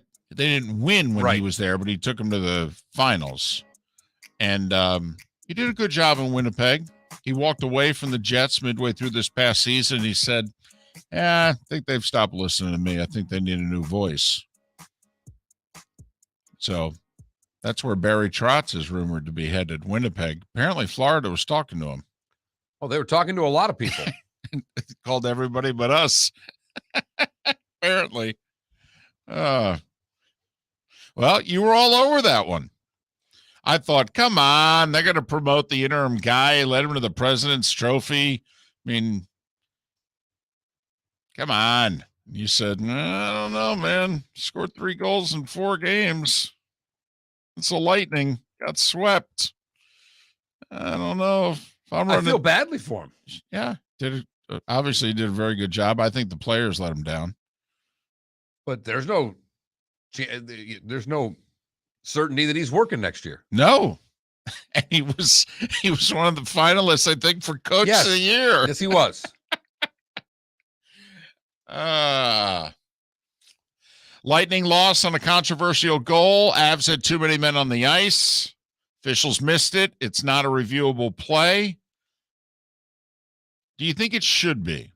Do you think going forward, put it this way, when next season starts, do you think the NHL will have made a rule change which will either allow the coach to raise his hand and go, you need to take a look at that, or will allow Toronto to step in and go, yeah, that was too many men on the ice. We got to take that goal off the board. I hope so for the playoffs. I don't care what they do for the regular season. I really don't. But if they have a rule for the regular season or for the playoffs, it'll also be the same rule for the regular season. I mean, you can't just have a rule for the playoffs. As a league, you can't. I know you can't. You should, because you don't need to be reviewing all of these things for every single one of the 80 games. Well, the other thing, though, that you could, if they were to make a rule change like this, maybe guys will stop jumping on the ice as early as they are. because they know it's usually not called unless it is blatant. Well, and this was blatant. It was missed. And they just knew it wasn't going to be called. I go back to when Hedman was taken down. Was that late third? Yeah. Which was a trip. Yeah, yes, it was. Right in front of a referee. And they didn't come close to calling it. At that point, the players on both benches knew that penalties are done being called for the night.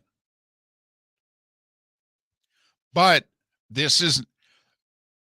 we believe there are 3 penalties that even after the officials have kind of let everybody know, we ain't calling anything. And the players and coaches like, well, okay, not going to get any more penalties. But there are still 3 calls that we think they make. Right. Drawn blood, flipping it over the glass, and too many men. But too many men when it actually hits the player. When it's the obvious in front of the bench and the guy jumps and the puck hits him. This was just a change play. A very generous, lengthy change. They've never called that. And they didn't last night. And the Avs scored. And it's a great story. You know, Kadri, who was cheap-shotted in the conference final, went awkwardly into the boards, broke his thumb, had to have surgery, missed game 4 of the conference finals, missed the first 3 games of the Stanley Cup finals. He's never played in the finals before. He's a veteran player. Last night was his first game back, and he ends up scoring the game winner. I mean, it's a great story.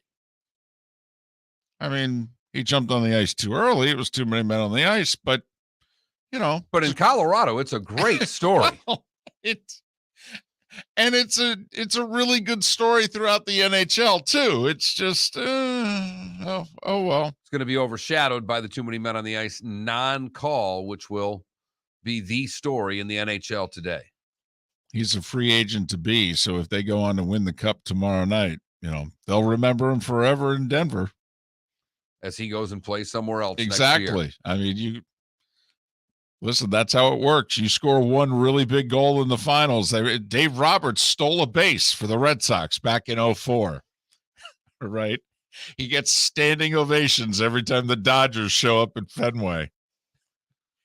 We've got a poll question up, David, and it's my years of research and development on these poll questions that how we came up with today's. And by research and development, that's paying attention to what everybody else is using for poll questions. And if we see something we really like, occasionally we take it for ourselves. Which players are tougher, NHL or NFL? Wow. And both is not an answer. Correct.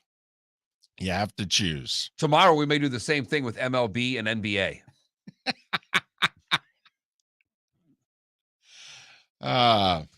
You know, there was a time when NBA players were seen as tough because they at least played every game. Now there's load management. They're seen as the softest athlete out there. In fact, I don't even think you should put baseball players in the same poll question with NBA. I think you should almost put golfers. No, I think we can go, which players are softer, MLB or NBA for tomorrow's poll question. Wow.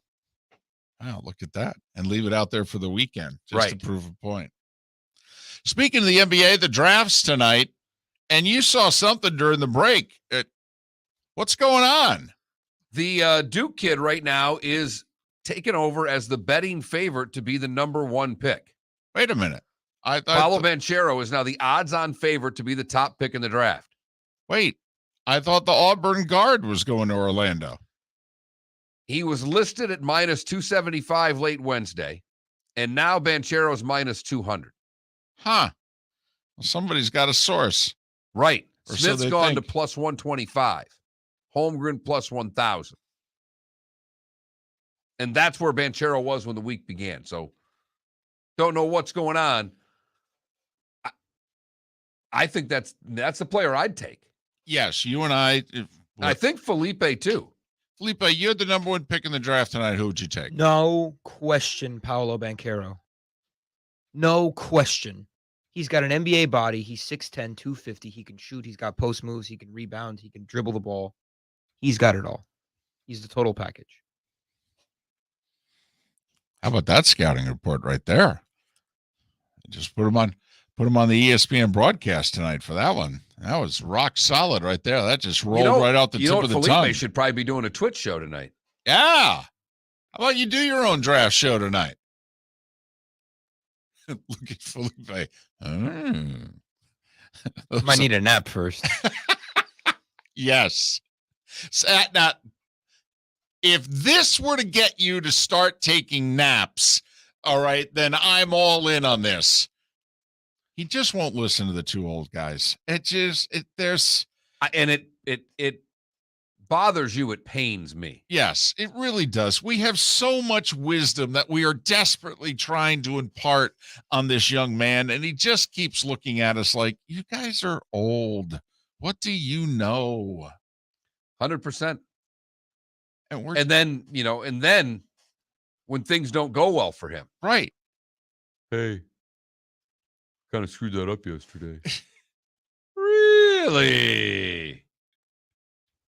Did you take any of our advice?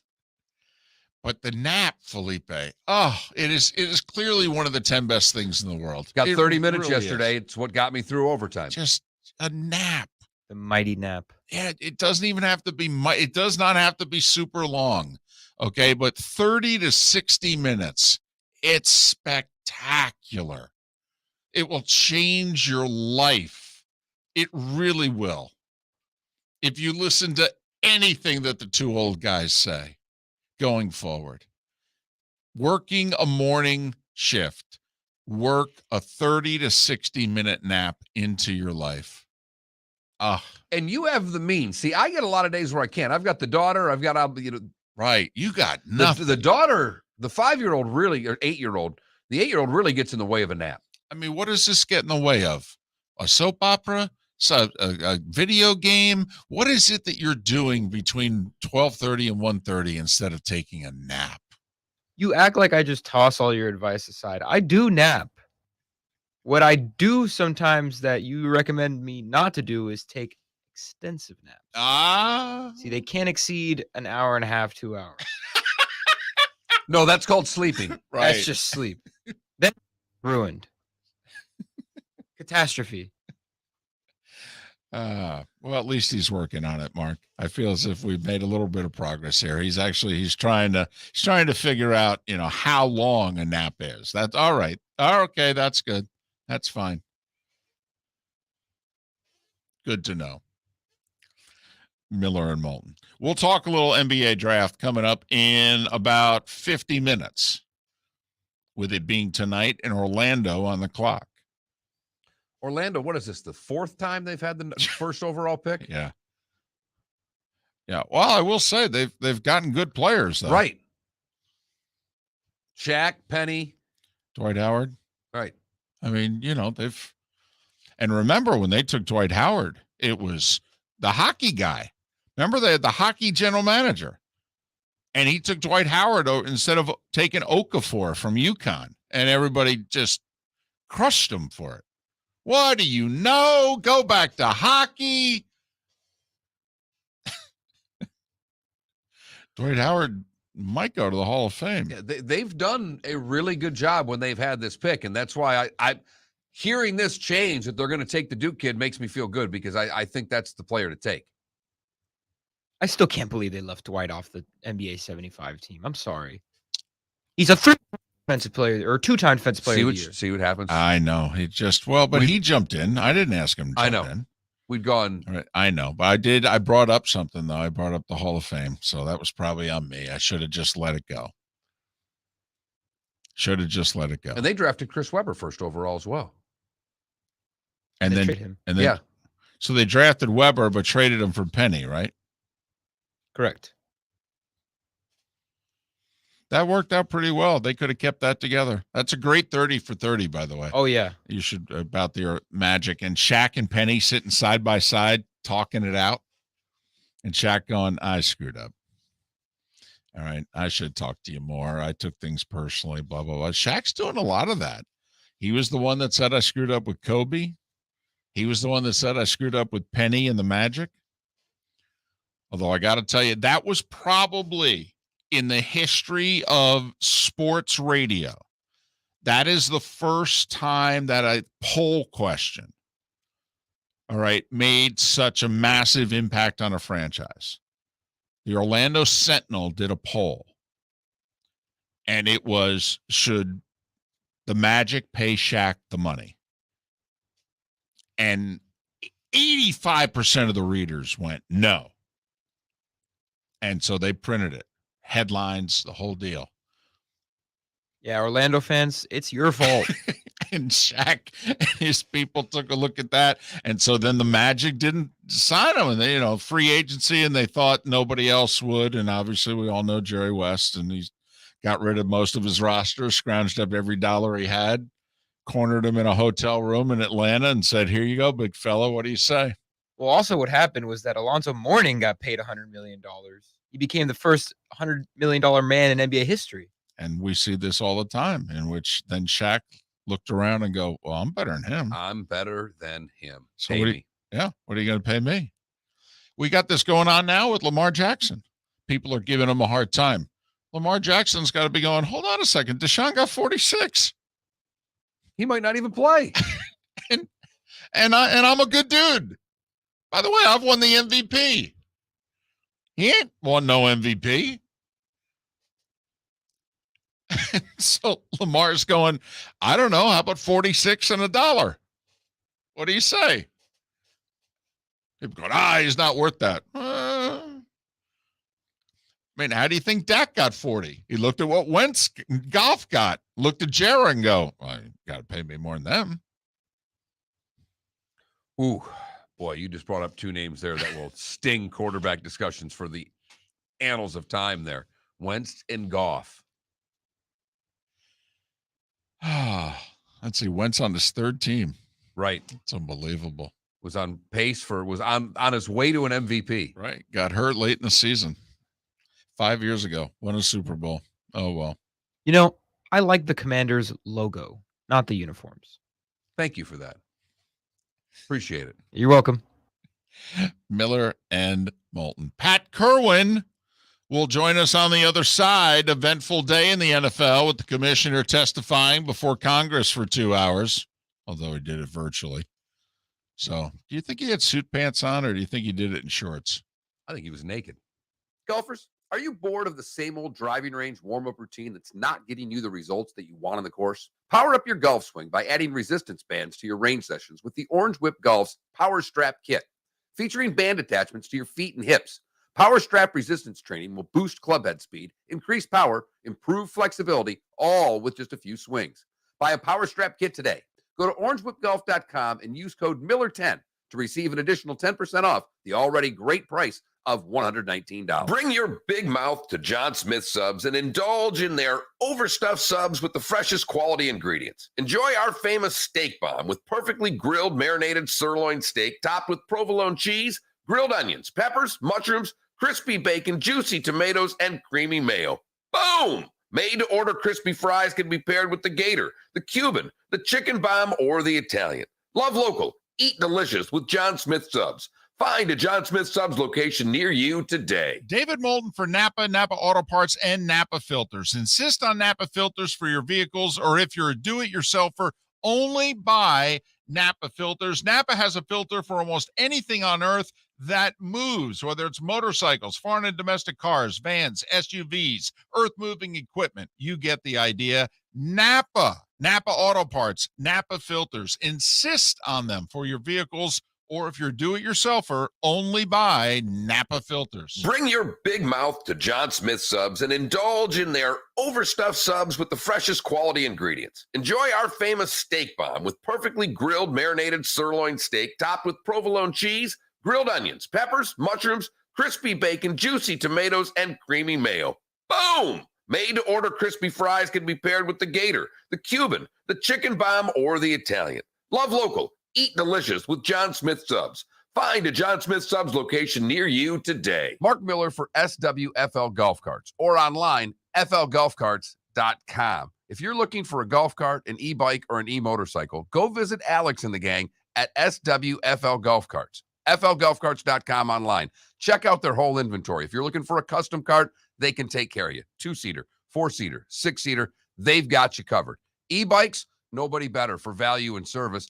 E-motorcycles, check them out. Again, flgolfcarts.com. flgolfcarts.com. Golfers, are you bored of the same old driving range warm-up routine that's not getting you the results that you want on the course? Power up your golf swing by adding resistance bands to your range sessions with the Orange Whip Golf's Power Strap Kit. Featuring band attachments to your feet and hips, Power Strap resistance training will boost clubhead speed, increase power, improve flexibility, all with just a few swings. Buy a Power Strap Kit today. Go to orangewhipgolf.com and use code Miller10 to receive an additional 10% off the already great price of $119. You are listening to Miller and Moulton on the Florida Sports Network.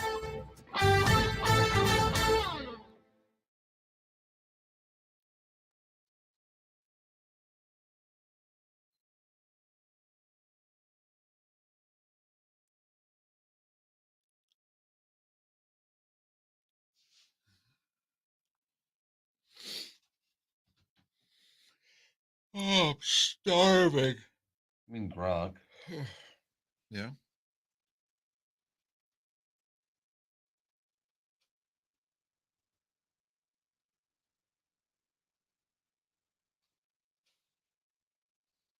I don't know if he has a Baselli story or two. You mean Saragusa? Or Saragusa story, sorry.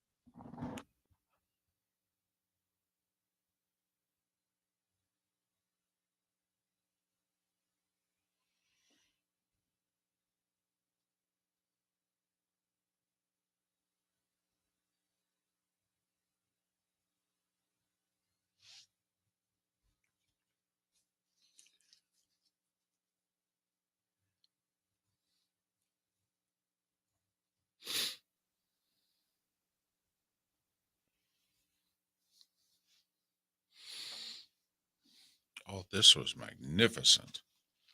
That backhander. Oh. You got two plays better than that. God, I thought that was such a weak goal. I thought that was a terrible play by Kemper. It's a great backhand, though.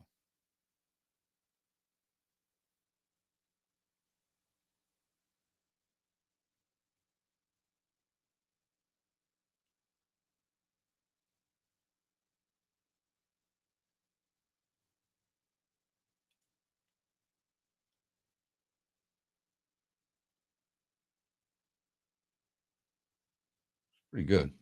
It is. Got the lead, too. Wow.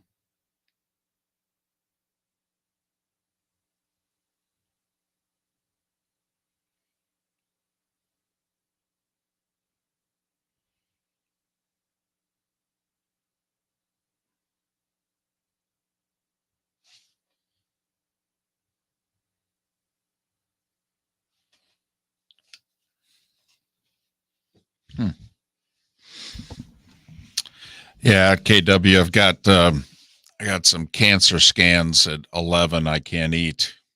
Haven't been able. Had to eat nothing but protein yesterday, and then so I ate 2 pounds of turkey from Publix, and about 1.5 pounds of shrimp.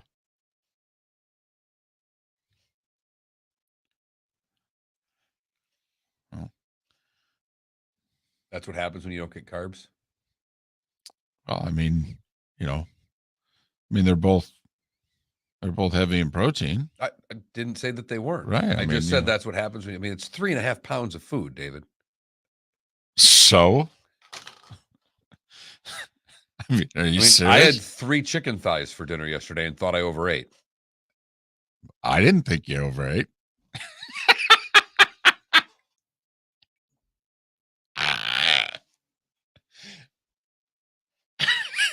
She called me.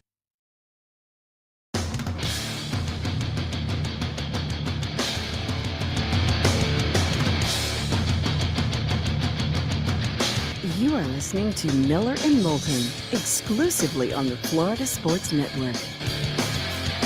And now, here's Mark Miller and David Moulton.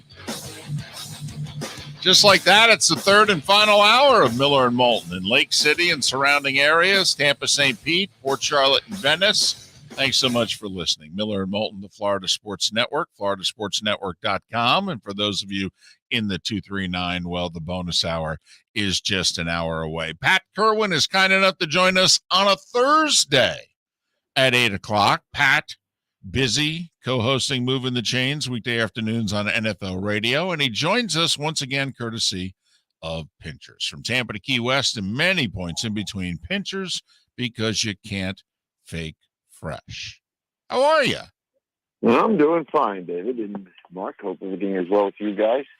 We're in the dead spot of, if there is such a thing, we're in the dead spot right now of the NFL calendar. And good time to catch up on projects, which is what I'm doing. I'm working on tight ends all day, so kind of boring, but glad to be doing it. And hopefully you guys will get some time off here in the next week. That's a good one, Pat.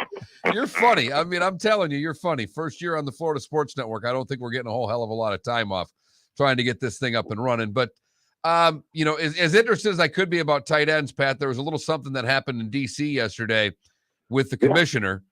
And I know these aren't your favorite things to discuss, but I guess the question I would ask, do you think there is anything that will come of any of this before Congress? Do you think this is just a parade being done by Congress to bring Snyder and subpoena him and bring Goodell down? Or do you think there can actually be something that happens from this? Well, I think history says nothing's going to happen, right?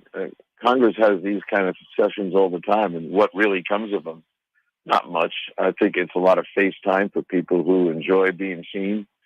Football is a popular subject, so people that might not necessarily pay attention to what Congress is always attempting to do would probably tune into this. So, yeah, I think that's what's going to happen. Nothing. And I also think this. I think the people that claim to be professionals that ask questions, do they really know the questions? Do they know what to ask? No.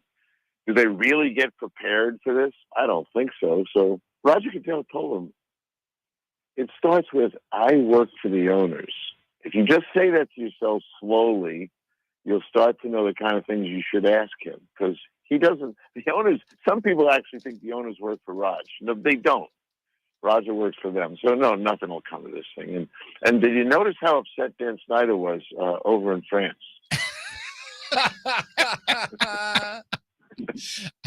Well, they did, he did release a statement, though. The organization made sure to release their Jane, you ignorant slut statement right as, Raj was beginning to get questioned. I found that timing terrific. It's kind of like when the PGA Tour suspended the players who went to the LIV series about 3 minutes after they hit their opening tee shots. I love the timing of it. Oh, remember, Roger works for Dan. No one sees it that way, and they think they know something we don't know, but we know how it works. Let me ask you the question. Was Snyder already fined $10 million and suspended from his opportunity to run his football team? Yeah. So when you ask a question, are you going to punish him? Was he already punished? Now, the job of Congress isn't to decide, oh, wait, that punishment's not enough. I don't know. They're disappointing to me, not just in this case, but, I watch the news a lot. It really goes around in circles. Do you guys think we ever get anywhere? Because I don't. No. In fact, the running joke that we've had on this show for years is, quote unquote, the media polls at around 13% popularity. And the only group that you can get that polls worse than the media is Congress. Yeah. And as I said, just to connect this to the world I live in, they're as impressive as the New York Giants tight end population. Well, at least you didn't go offensive line. Thanks for that. All right. Since you went tight ends, though, let's just take it right. Let's just take it right up the road. There was a tight end room in Tampa that was pretty good not too long ago. Not very good right now, Pat. I talked to Anthony Beck yesterday about he is going to become a head coach in the XFL, but He was a first-round draft pick tight end. He played down there. He lives down there. He's around it. No, it's dangerously bad now. There's Cameron Brate, got to stay healthy, Cameron Brate, and 2 rookies. And as Anthony pointed out, this quarterback, Tom Brady, loves and relies on the tight end for a lot of stuff to prevent him from being sacked. Little option routes right in front of the quarterback, muscle the ball up. And, whether you think O.J. Howard was great or not, or good or not, or whatever you thought, they had a nice room with Brate being the third guy, O.J. they're trying to nurture him. And there was a time I thought he was going to be pretty good. Well, he'll be fine up in Buffalo. He'll be the 2 and no one will worry about him catching 25 passes. And they had Gronk. So that room had 3 guys that knew what they were doing at all times and understood when they had to hold and be in protection, when they were in a choice route, when they were clear out guys. That is not the case. And a lot more rippling pressure on the slot receiver because it was interchangeable. What the tight end did basically on the left side and the slot receiver on the right was they interacted and interchanged what they do. You're playing those guys right now. You're just going to play the slot guy with a bracket and say to the, cover the tight end with a linebacker until further notice. Pat, when the news came out that Gronk was retiring, Mark quickly looked up the list of veteran tight ends that are available. We had someone in our Twitch chat room mention Kyle Rudolph. And I thought that's interesting because first off, he was damaged goods last year with the Giants. Okay. But he got healthy last year. And on a bad team, still averaged, between 9 and 10 yards a catch. He's a terrific blocker. He'd be a better blocker than Brate. At this stage of his career, he would accept the maybe $3 to $4 million that he'd probably get offered and be in the number 2 tight end. And he's never won a Super Bowl. Somebody like that, to me, they've got $10.4 million in cap room. If you were the GM and we were your assistants and we said, hey, call Kyle Rudolph, offer him $3 million for this year, would you do it? Absolutely. And I would send you down there and say, David, don't come back without him. Otherwise, don't come back at all. Yes. You need that guy in the room. The room is where everything starts when the team meets, then the offense meets, and they break up by positions. The tight ends live in a world where they're connected to the protection scheme and the run blocking, and they're also connected to the receivers, and they're connected to that quarterback. You cannot replace experience at the tight end spot. It's why tight ends, to me, always made good coaches. They're the one group that travels with everything on a football team. So, yes, I would absolutely try to sign him. And he didn't catch enough balls. I could write a nice contract for him with some incentives for 30 catches, 40 catches, 50 catches, and be very glad to pay him if he got to 50 catches. And with Brady, that's entirely possible. Anybody else you like on the tight end free agent list? We went through it yesterday. Who are the guys, as you're going through this, I know you've looked at it, Pat, so who else is out there that you'd have an eye on? Oh, let me just take a peek at my list while we're talking here, and I'll find it. I know. I had Ebron on there. Was a guy I looked at, Eric Ebron, who the high end's great. I don't know if Brady could put up with his drops. Well, Brady would discipline him. He's a little bit of a maverick, but Brady provides the culture to make sure Eric does what he's told. Eric's not going to float around as a free spirit. Jared Cook's out there. There's a guy who's got drops in his background, but he's a professional tight end. I might be inclined to go there, but I like the Rudolph thing first. And I might say to Rudolph, decide within the next 10 minutes or I'm going to call Jared Cook. If all those tight ends out of work, would love to be with Brady because they know exactly what the offense is. And they also know that Gronk's probably coming back, and halfway through they're going to keep getting paid. You want to be on the roster for opening day. You don't want to be one of those guys they sign week 2, which means they can dump you when Gronk comes back. I think I was just going to say, Pat, the irony of if the Bucs went with Jared Cook, if you go back when the Bucs won the Super Bowl, Saints were up 7 late third quarter. Breeze hit Jared Cook over the middle. They hit him, fumble. Bucs recovered, and that's what began the comeback against the Saints. And then we all know how it ended 3 wins later. It would be ironic if 2 years later they're turning to Jared Cook, who actually figures into a little bit of Bucs history. Not good for Jared Cook. Pat, curious, just Tony Siragusa passed yesterday. I know you had contact with him. I know it's a rough day for the Ravens yesterday in total, but just some thoughts on Siragusa. Well, I had Marvin Lewis on with me yesterday, and after we started and just had the sad moment, which is what we should do, then we got, and I encouraged him to start to tell the listeners about the fun and the other side of the Goose. Everyone thinks they knew from the sideline and television, but he was terrific. He said, as soon as I said to him, first thing that comes into your mind about Tony Siragusa, and he said, on Wednesdays, which for the listeners is the day you install the game plan, the day that you say, hey, we're going to be playing the Giants this week. Here's what we're going to be doing. He said Goose would always sit in the back of the room, of course, fine University of Pittsburgh student, athlete. And he said, about 10 minutes into my presentation, which was going to be 45 minutes long, he held up his wrist with his watch, and he kept tapping the watch like, come on, let's get out of here. There's nothing to do. So he goes, basically when he started doing that, I had 5 minutes left before the whole team was going to click me off. So he said that was the first thing that came to his mind when I asked him. And the second thing he said, we had some moments where we were going to be in a tight battle, and we're in the locker room. He goes, with the group we had, they were pretty carefree because they knew they were really good. But every so often, they were tight and they were quiet. And without me prompting Siragusa, he would get up and loosen everybody up and start talking about things he hated, like practice. And why are we going to practice if we're going to get tight and play bad? So he said he had the whole element in the locker room to go along with. And that's leadership in a lot of ways. And I don't think he ever thought of himself as anything but the best player on earth, without an ego, though. So, it was great listening to Marvin reminisce about him. My friend Dan Marino was very close to Tony and would never, Dan gets invited to everything under the sun, but he would never miss a Siragusa golf outing.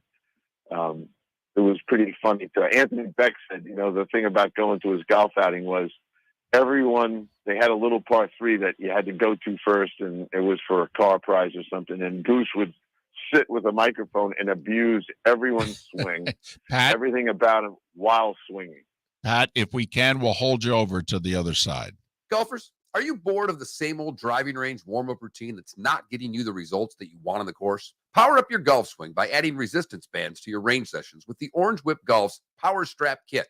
Featuring band attachments to your feet and hips, Power Strap resistance training will boost club head speed, increase power, improve flexibility, all with just a few swings. Buy a Power Strap Kit today.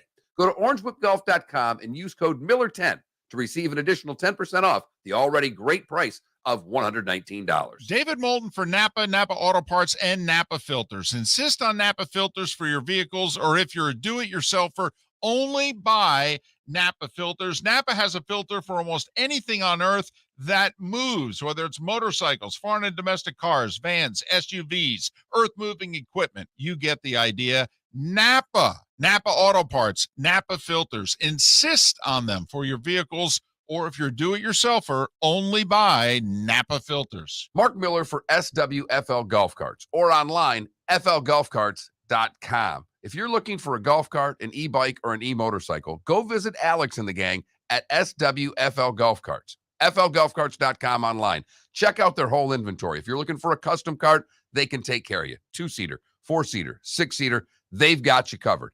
E-bikes, nobody better for value and service.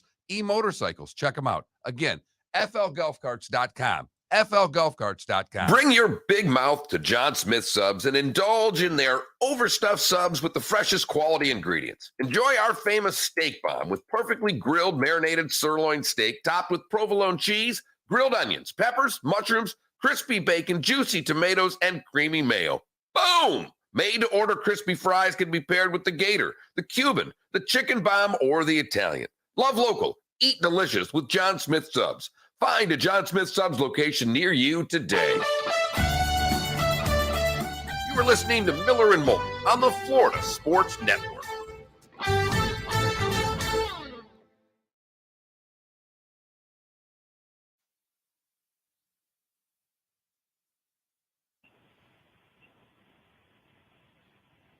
Hey, Pat. Yes. Thanks for holding. We're up against hard Oh, my breaks pleasure. there. So, No, I'm fine. What am I doing? It's June. well, thought you I'm might on another hockey extravaganza. I've been on a hockey one for 10 days with days to go, and Mark bailed me out the other day. Oh, it's so funny, Pat. When and it was no big deal, but when you said that, I'm like, yeah, sure, no problem. I forgot my daughter's got gymnastics on Monday.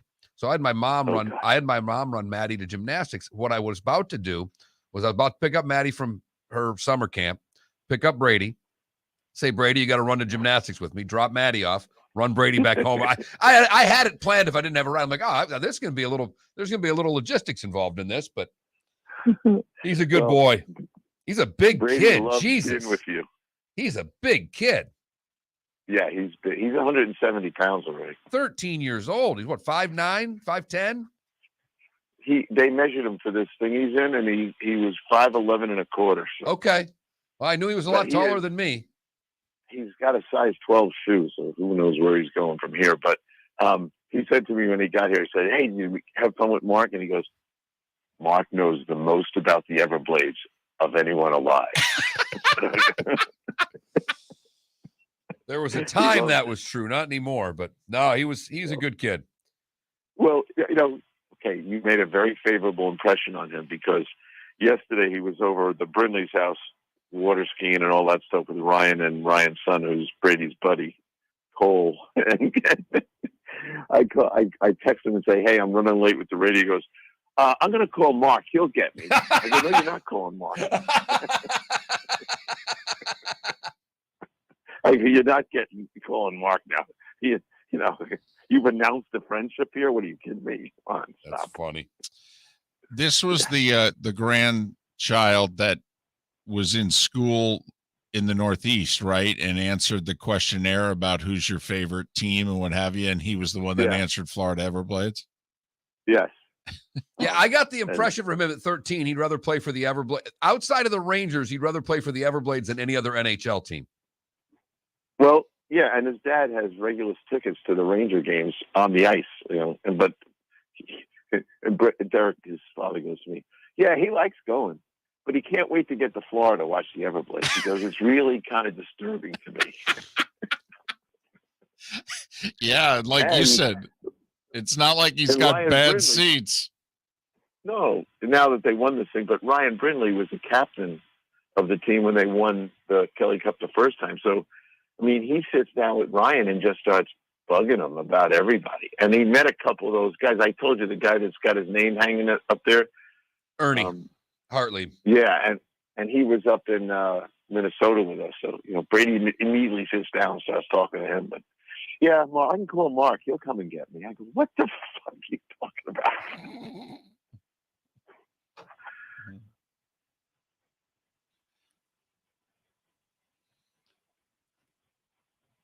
Did we lose you guys? Yeah. No. Yeah, we're here. No. You going back? When you going back? Tuesday morning. This thing he's in starts tomorrow and goes through to Monday at noon. Oh, this is the showcase, right? Yeah. So we're going to be in the arena all day Saturday and Sunday and then Monday morning. So then Tuesday, I see, the thing. I got a show at 3:00. So it gets out at noon on Monday. I can't get on a plane and get back in time for a 3:00 show. So. And there's no more late flights this time of year, so it's not like you can get out after. Nope. None of that. So it's all good.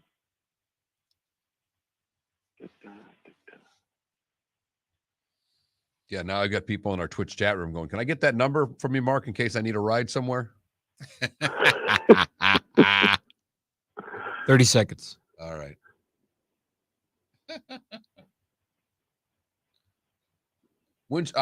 So hey, we got about 10 seconds. Just yes or no. Gronk back by Moulton's Monday night game, December 5th. Yes. That could be his return.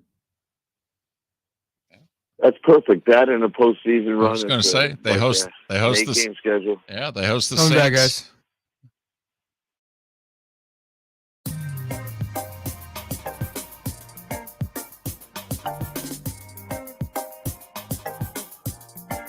Welcome back to Miller and Moulton, only on the Florida Sports Network. Miller and Moulton with Pat Kirwan of NFL Radio. The show is Moving the Chains weekday afternoons. Pat and Jim Miller. Pat joins us courtesy of Pinchers from Tampa to Key West with over a dozen locations in between. Pinchers, because you can't fake fresh. All right. 2-3 days ago, Deshaun decides he's going to settle 20 of the 24 civil suits. Do you think that changes anything for the better? And I assume you're talking about a suspension or not. Yeah, like does that get the league to move faster or not? I don't know yet, and I'll tell you why. Look, there's 4 to go on these settlements, and they claim that they're going to all be in place. But we were told a week ago that 25 and 26 were on the horizon. And so what I haven't seen anywhere is this going to close out the case, or are there going to be more ladies coming forward? And if their attorney doesn't want to handle it, maybe someone else does. So I don't know how it could be closed out. If they're even half accurate on the number of people that potentially could come forward. So I do think they're going to have to do something with them. Are they heading towards closure? Look, the NFL said once, not too long ago, they were close to having all their ducks in order. I don't know how that's possible. So I think the camp start. He'll be at camp, and then it'll be a circus there with everybody around, and then I think there will be a suspension. And I'm inclined to think it's more than 8 games at this time, but not a year. I think it's going to be something like that. Pat, if you were Raj and we were in the office with you, this is our concern for the NFL. If you suspend him now, well, these 4 other civil suits are scheduled to go to trial in early 2023. Well, obviously, if that happens, we're going to have some damning testimony probably. And so then if you're the league, I mean, do you then suspend him again? And that's not usually how they operate. So is it possible, if you're Goodell, do you say, we're not going to suspend him in 2022. We're going to wait till the whole thing is adjudicated, and then we're going to render our verdict? Well, we had this discussion in a sense of maybe 3 or 4 weeks ago when I said I think the penalty could be twofold, 2 layers to it. For what we know now is settlement and admission of guilt. I'll ask you that question, David. And then the amount of pressure that's coming from lots of groups that have raised a lot of money in Cleveland to protest. And do they want him on the road? We talked about this as well. Do you want him in these away stadiums? I don't think this is whatever organization that they put together to protest Michael Vick with the dogs. This one will be twice as big, 3 times as big. And I think they're just saying, we dare you not to do something. So the real challenge to Roger is, what is the public image of the NFL? They don't have to wait we all know that from the Ray Rice situation. They don't have to wait until the court is figured out how to call him guilty or not. So you tell me, was the settlement an admission of guilt? I'd like to know the answer to that. No, it's not.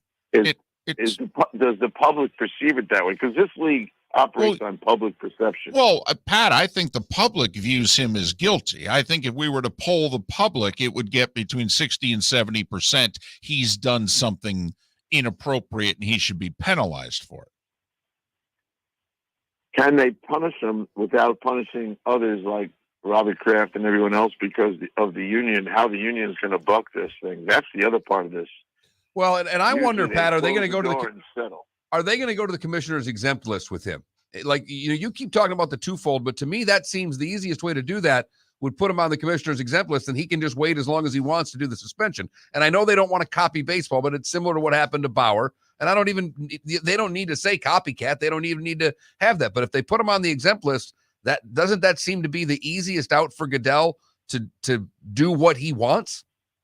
Yes, and I don't really care that Roger said he wasn't going to use the exempt list. That was all he has to say is we have new information. More things came forward since then. I'm with you, Mark. I'd put him on the exempt list. That solves both problems. His salary was cheap anyway. It's $1 million fine, isn't it, if he was out the whole year on the exempt list? So, but by putting him on the exempt list, are you doing it for 6 weeks, 8 weeks, or are you saying if I put him on the exempt list, he ain't playing this year also? Well, they used the word indefinite before with other players on the exempt list. So that's what I'd be saying. He's on the list indefinitely. And now I don't have to address, was it 6 weeks, 8 weeks, whatever it was. I can leave him there. And I can leave him there maybe for the whole year and maybe for 2 years, which of course I don't think they'll do. But I don't know how you agree with me or disagree with me, but I would put him on the exempt list indefinitely. And that kind of leaves the door open for figuring this out as we go. So what if the settlements happen before it's supposed to go to trial, which I suspect it will happen? And then what if no one else comes forward?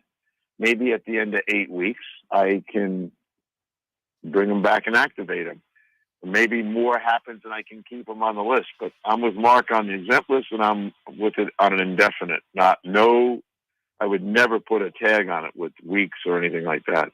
That just pigeonholes me again. Well, I think that Goodell has done things in the past which puts him in a bad spot here. Personally, if I ran a league, I would never hand down punishment until the matter has been completely adjudicated. And I know that that's awkward and you'd catch a lot of grief, but I'm sorry. I would just say, hey, until we know all that we're going to know, the guy plays. I feel that way in college when one of the college players gets arrested for something. Okay, until it goes to court and we find out if they're guilty. Then if that happens or they plead guilty, then I think they get suspended and are kicked off the team. I've always felt that way, Pat. That's America, and I agree with you. The problem is the Ray Rice situation changed everything because the police and the guys down there dropped the ball on this. And then all of a sudden the NFL, who was trusting them and waiting it out, got embarrassed. And that's when they changed everything and said, no, we can fine you, punish you, do what we want to you before they come to that. So that the league has that issue to deal with. So I don't know. I just think the more we talk, the three of us, the more I think exempt list indefinitely is the only way to go. That keeps everyone at bay until further notice. Listen, I know the league doesn't think they owe the Browns. I think they owe the Browns here. They got to tell them, if you're the Browns, you got a playoff team here if you have a decent quarterback. And Jacoby Brissett's not good enough. And if I'm running the Browns, it's like, listen, could you just give me an answer? Because then I'll know whether it's Baker, Garoppolo, whatever. But come on, you gotta give me an answer here. No, they don't have to, and they will enjoy telling them, no, we don't. I know. You got a lot of owners calling Roger going, that contract's a big problem for the rest of us for the next 10 years. And owners have been verbal about it, Bisciotti, as an example. So there is no way they're going to feel compelled to give the Browns an answer. In fact, I think they're going to enjoy going, hey, you should have thought of that before you signed them. Pat, as always, we appreciate your time and your insight. All the best to you and your family, and we'll talk again next week. Very good. Thank you, fellas. Enjoy your time off if you get any. Mark, I'd like to hear that laugh one more time. Funny guy. Pat Kirwan, he's our resident comedian. When he's not telling jokes, he's hosting Moving the Chains weekday afternoons on NFL Radio, and he's joining us courtesy of Pinchers. pitchers because you can't fake fresh. We'll look ahead to the NBA draft on the other side. Napa Auto Parts and Napa Filters. Insist on Napa Filters for your vehicles, or if you're a do-it-yourselfer, only buy Napa Filters. Napa has a filter for almost anything on earth that moves, whether it's motorcycles, foreign and domestic cars, vans, SUVs, earth-moving equipment. You get the idea. Napa Auto Parts, Napa Filters. Insist on them for your vehicles, or if you're do-it-yourselfer, only buy Napa Filters. Mark Miller for SWFL Golf Carts, or online, flgolfcarts.com. If you're looking for a golf cart, an e-bike, or an e-motorcycle, go visit Alex and the gang at SWFL Golf Carts. flgolfcarts.com online. Check out their whole inventory. If you're looking for a custom cart, they can take care of you. 2-seater, 4-seater, 6-seater, they've got you covered. E-bikes, nobody better for value and service. E-motorcycles, check them out. Again, flgolfcarts.com. flgolfcarts.com. Bring your big mouth to Jon Smith Subs and indulge in their overstuffed subs with the freshest quality ingredients. Enjoy our famous steak bomb with perfectly grilled marinated sirloin steak topped with provolone cheese, grilled onions, peppers, mushrooms, crispy bacon, juicy tomatoes, and creamy mayo. Boom! Made-to-order crispy fries can be paired with the Gator, the Cuban, the chicken bomb, or the Italian. Love local. Eat delicious with Jon Smith Subs. Find a Jon Smith Subs location near you today. Golfers, are you bored of the same old driving range warm-up routine that's not getting you the results that you want on the course? Power up your golf swing by adding resistance bands to your range sessions with the Orange Whip Golf's Power Strap Kit. Featuring band attachments to your feet and hips, Power Strap resistance training will boost clubhead speed, increase power, improve flexibility, all with just a few swings. Buy a Power Strap Kit today. Go to orangewhipgolf.com and use code Miller10 to receive an additional 10% off the already great price of $119. You are listening to Miller and Moulton on the Florida Sports Network.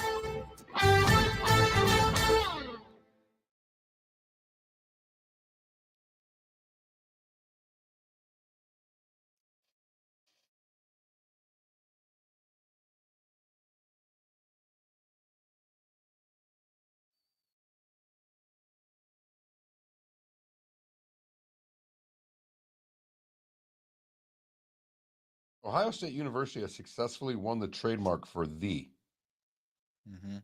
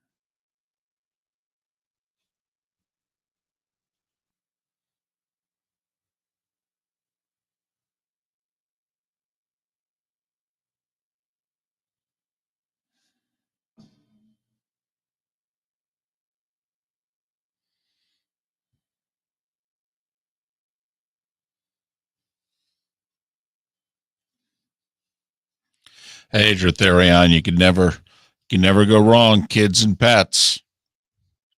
Do you know what that show does? The rating it does? What show? The Westminster Dog Show.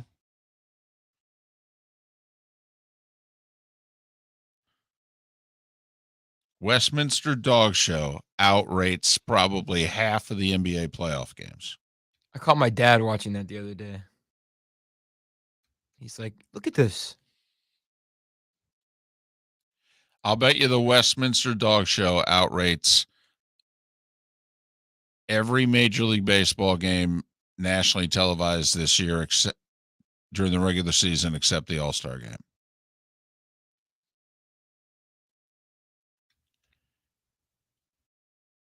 I'll bet you the Westminster Dog Show outrated damn near every NBA regular season game this year. Isn't it always on Thanksgiving? It's always been the Dog Show. What am I thinking of? Dog Show's on right now. Oh.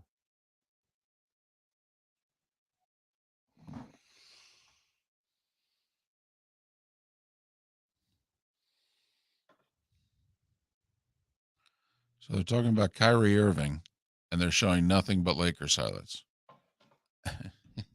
Well, yeah, because they're already rumoring him to go to the Lakers. Right. Because the Lakers have like $1.34 right available unless Westbrook declines his option, and he would do that. Why? I mean, unless LeBron's going to put him in 3 movies and pay him back the money he's paying him. I don't know how he does it.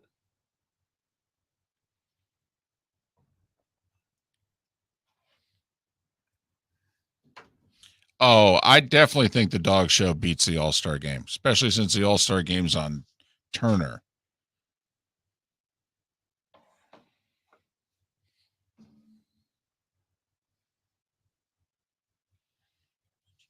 Oh, I got to get this guy's name on here.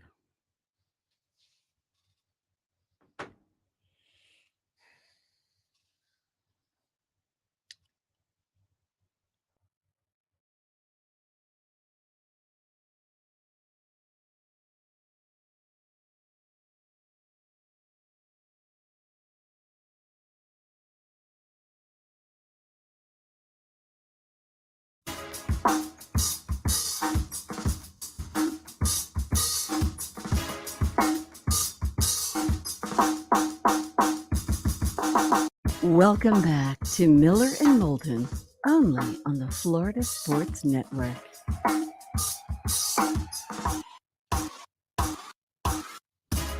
"22 minutes before the hour. So we're out of here in Lake City, Tampa, St. Pete, Port Charlotte, and Venice. Miller and Moulton, the Florida Sports Network, floridasportsnetwork.com. Lightning lose, and it ends up being a controversial loss in OT. Do you think it leads to a rule change? No, I don't. The NHL has come out so defiantly against doing anything wrong so far. I mean, that's the first part of this. They've admitted no wrong. They've said that it's a judgment call. Never brought up the 5 feet in any part of their explanation. They had 6 players listed on the ice on the original game sheet. They've taken that down to the correct number of 5. No, I don't think anything happens. Jon Chepkevich covers the NBA for rookiescale.com. Rookiescale.com. You can follow John on Twitter at JONCHEP. Jon Chep.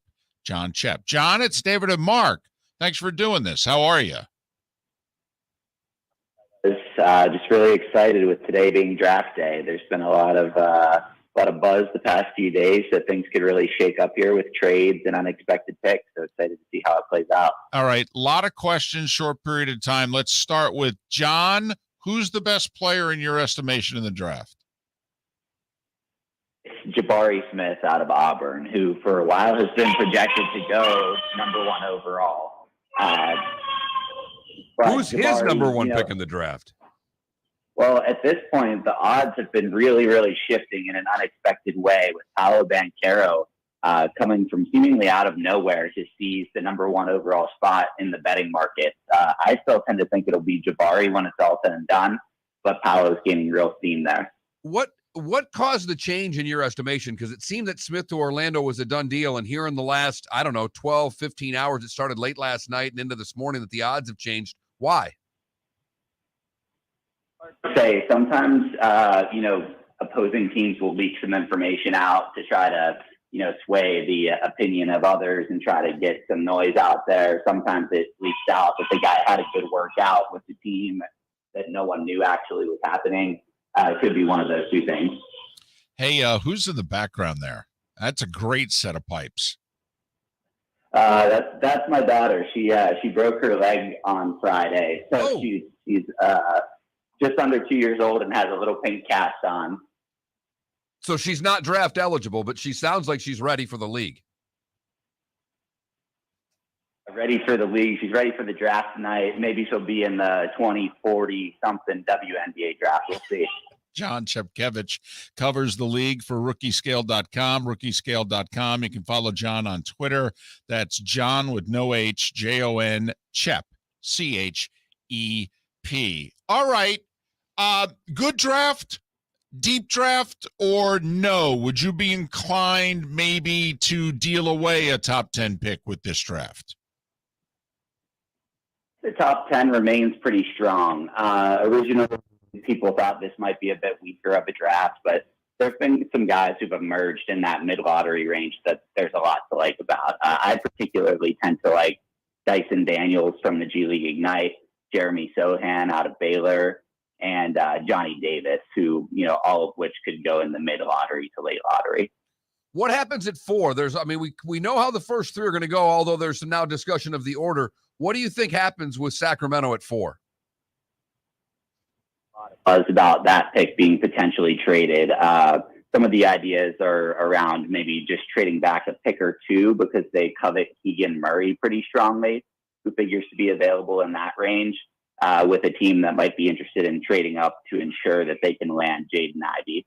The Kings also want to win now, so they might be able to acquire some veteran assets in such a deal that would kind of help them with that goal. Okay, can we talk about the Purdue point guard here, Jaden Ivey, for a second? Here's my problem. He scored 9 points against St. Peter's. Now, I know the game plan for 30 minutes was to pound it inside, but with 10 minutes to go in the game, they basically said to Jaden, hey, we need you to, take over this game and win the game for us. And he didn't do it. And he only shot 31%, I think, from 3 last year. Now, some people think he's Russell Westbrook. But, John, if, I'm a Knicks fan, and there's all this talk they're going to move up to 4 for Jaden Ivey, he scares the out of me. Jaden Ivey a few times in person this year, and he's not a perfect prospect to the points that you're making, right? Like that mark on his resume there and against St. Peter's and not finishing out the tournament well, definitely isn't a good thing. But, to your point about the Westbrook comparison, I think some of these comparisons get thrown out a little loosely to Ja Morant, Derrick Rose, Westbrook, Dwayne Wade, things like that. But he is on another level from an explosive burst perspective in this draft class, and he does have some star upside. So to me, he is the consensus number 4 overall, and I would say I think that feels appropriate because he could turn into something really special, especially if he's paired with somebody like Cade Cunningham in Detroit. If he ends up there, that could be a really nice backcourt pairing. We'll talk about Detroit. They made the trade to send Grant to Portland. It looks like they've got a ton of money. They got another high round draft pick. Are the Detroit Pistons on the verge of being a respectable franchise again? They've done a good job of getting some nice young core pieces in place, but none of these guys are particularly explosive athletes, right? Cade Cunningham is an amazing player, not an eye-popping athlete. Same with Isaiah Stewart. The rest of that core that they're putting in place over there, Sadiq Bey. So adding someone like Ivy to the mix could really kind of take them to the next level, complement everybody else on the roster. And it's worth remembering that Troy Weaver, who runs the show there in Detroit, actually drafted Russell Westbrook back in 2000 and whatever year that was, 8, I believe. So, he's familiar with kind of taking a swing on an athletic guy and seeing through the process of, them ascending into superstardom. Who's the one player that's projected to go in the top 10 that you would go, no, I'll pass? That's a good question. I guess for me, I'm a little bit hesitant on Shaedon Sharpe out of Kentucky, sort of. He signed on at Kentucky, but never actually played a game. I was able to see him on the AAU trail the spring before this past season, and he's an interesting athlete, eye-popping athlete, can create his own shot, had a really sharp ascent up the rankings. When he came back onto the scene after the COVID break, it became apparent that he was going to be an eventual NBA player, but there's a lot of question marks there, and a lot of potential risk in that type of pick. It could pay off if he lands with the right organization, but I wouldn't be surprised to see him slide more toward the back end of the top 10 than be picked at 4 or 5 or something. Jon, thanks for making time for us. We appreciate it. All the best to your daughter there in recovery. Much. I appreciate it. Jon Chepkevich covers the NBA for rookiescale.com, rookiescale.com. You can follow Jon on Twitter. That's Jon, Jon, and then Chep, Chep.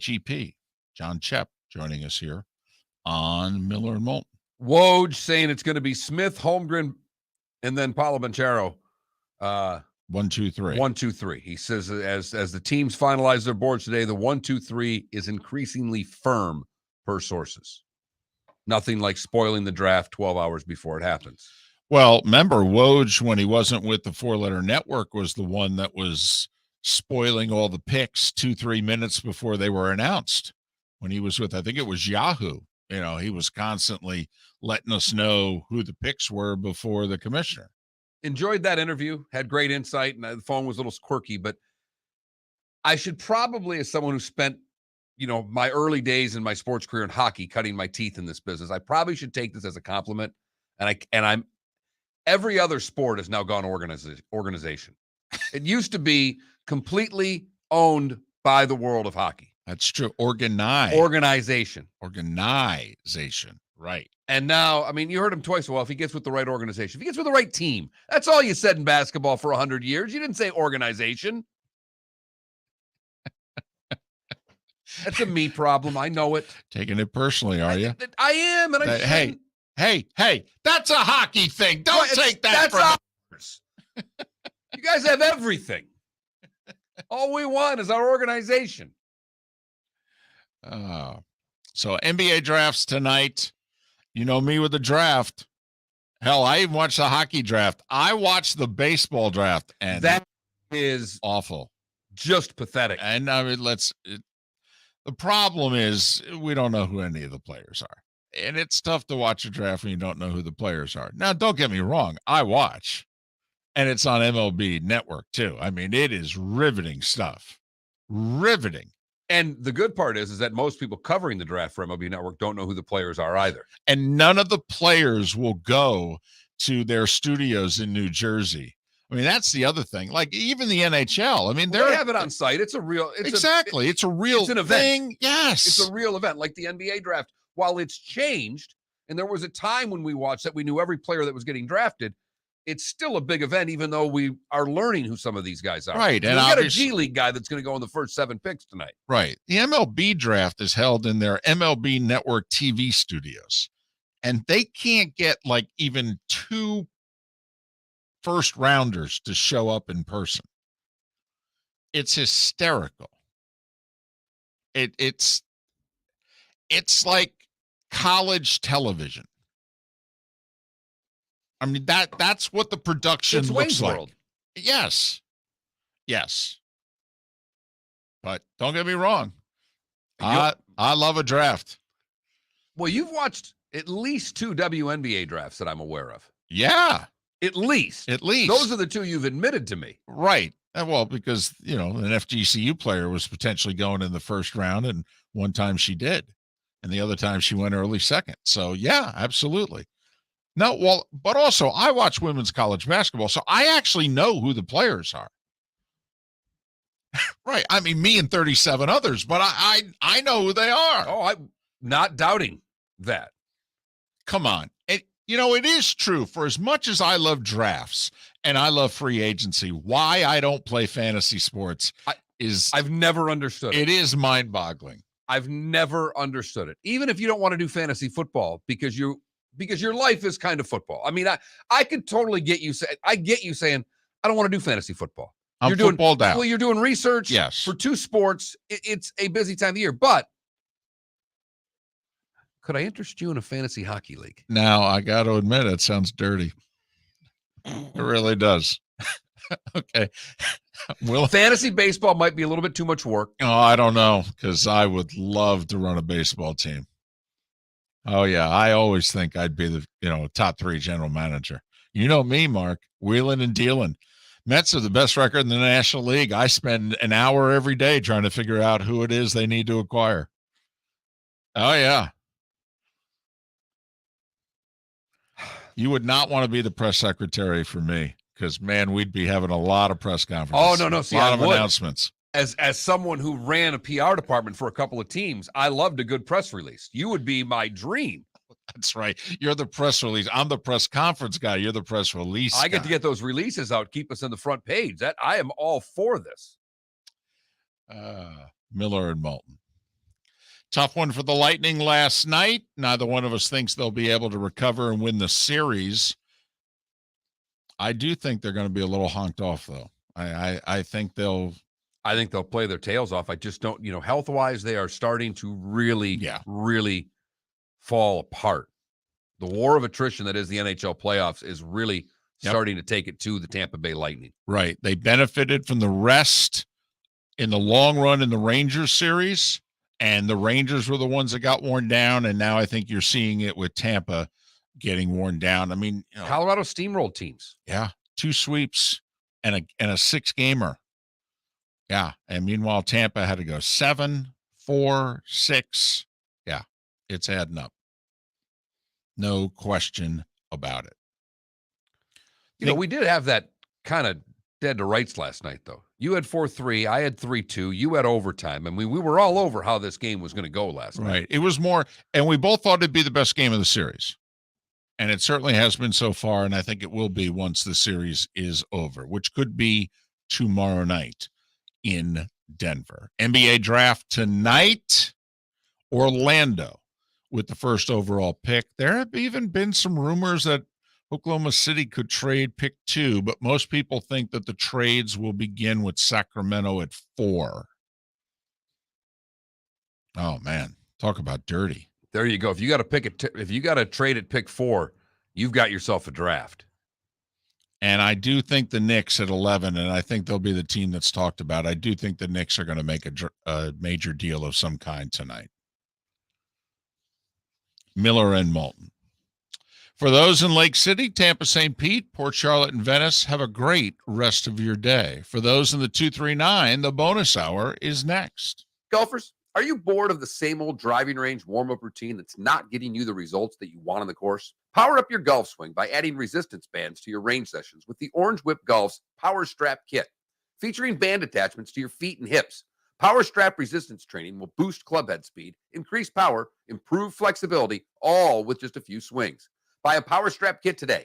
Go to orangewhipgolf.com and use code Miller10 to receive an additional 10% off the already great price of $119. Bring your big mouth to Jon Smith Subs and indulge in their overstuffed subs with the freshest quality ingredients. Enjoy our famous steak bomb with perfectly grilled marinated sirloin steak topped with provolone cheese, grilled onions, peppers, mushrooms, crispy bacon, juicy tomatoes, and creamy mayo.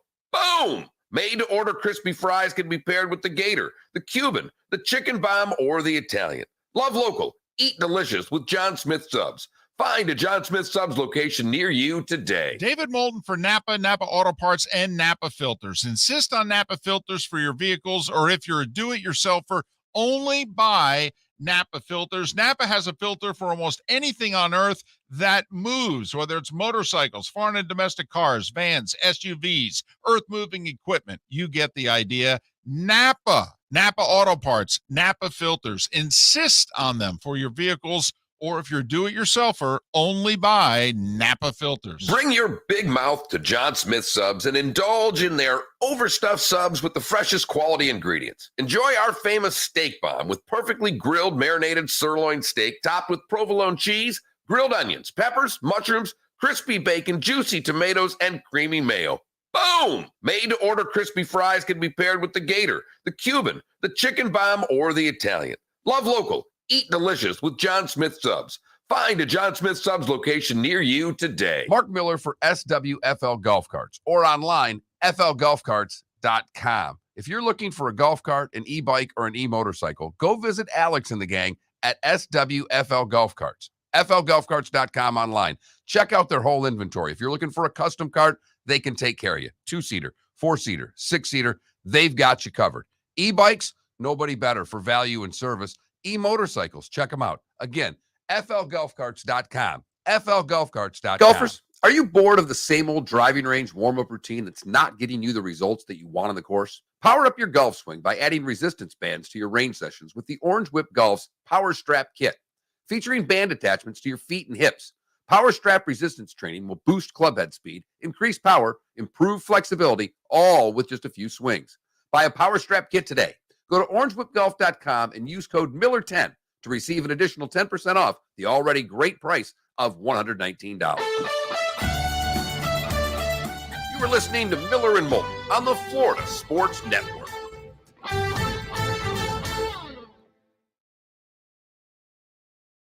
Yes. Oh, man.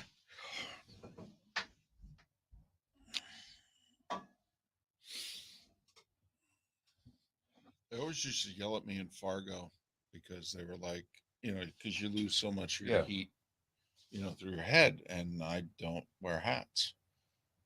All right. But I will say, I started to wear the winter cap.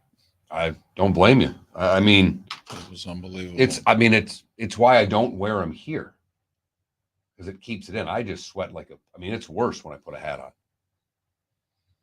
That's why I wear visors when I golf. So at least my head's open, trying to keep my face covered a little bit from the sun. Right.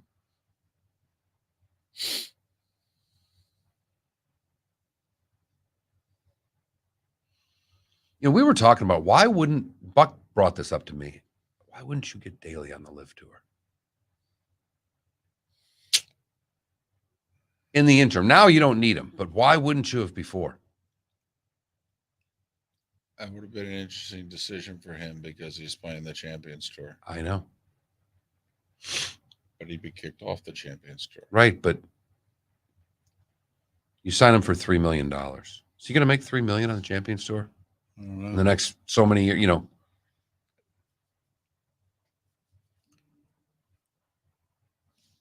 Yeah, I don't know. But then again, because I think John may like the lifestyle also. Playing with his buddies and might. Actually, I think John's one of the few guys out there that likes the pro-ams.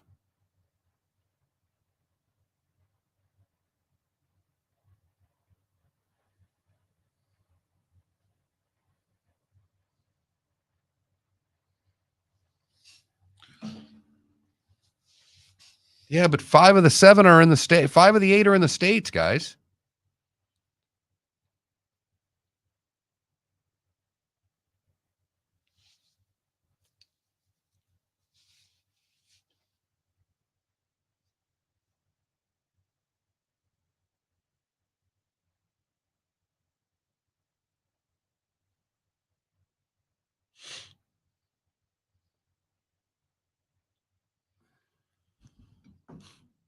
Well, put it this way, you could have the cigarette sponsors on the Live Tour.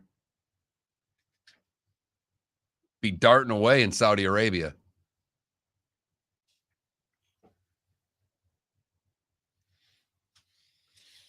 Hooters, I think.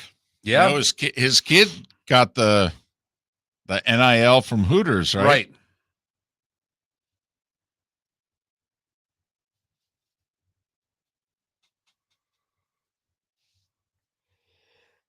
I'm already looking forward to the thaw out after the show.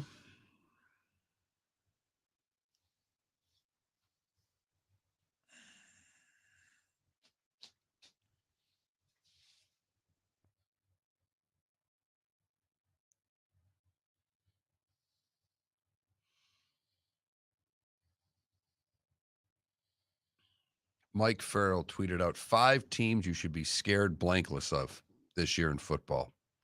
Utah, NC State, USC, Ole Miss, and Houston. Gators open with Utah, don't they?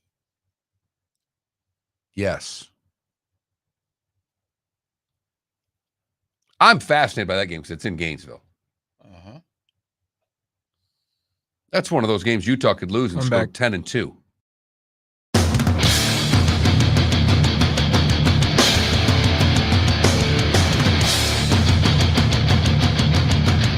You are listening to Miller and Moulton, exclusively on the Florida Sports Network. And now here's Mark Miller and David Moulton. The bonus hour of Miller and Moulton on this Thursday. Thanks so much for being with us. Florida Sports Network, floridasportsnetwork.com. 65 days away from week 0 of the college football season. 10 weeks tonight, backyard brawl, baby. Pitt, West Virginia, college football season kicks off as far as we're concerned. And 11 weeks tonight, Bills and Rams, 77 days away. The NFL season kicks off.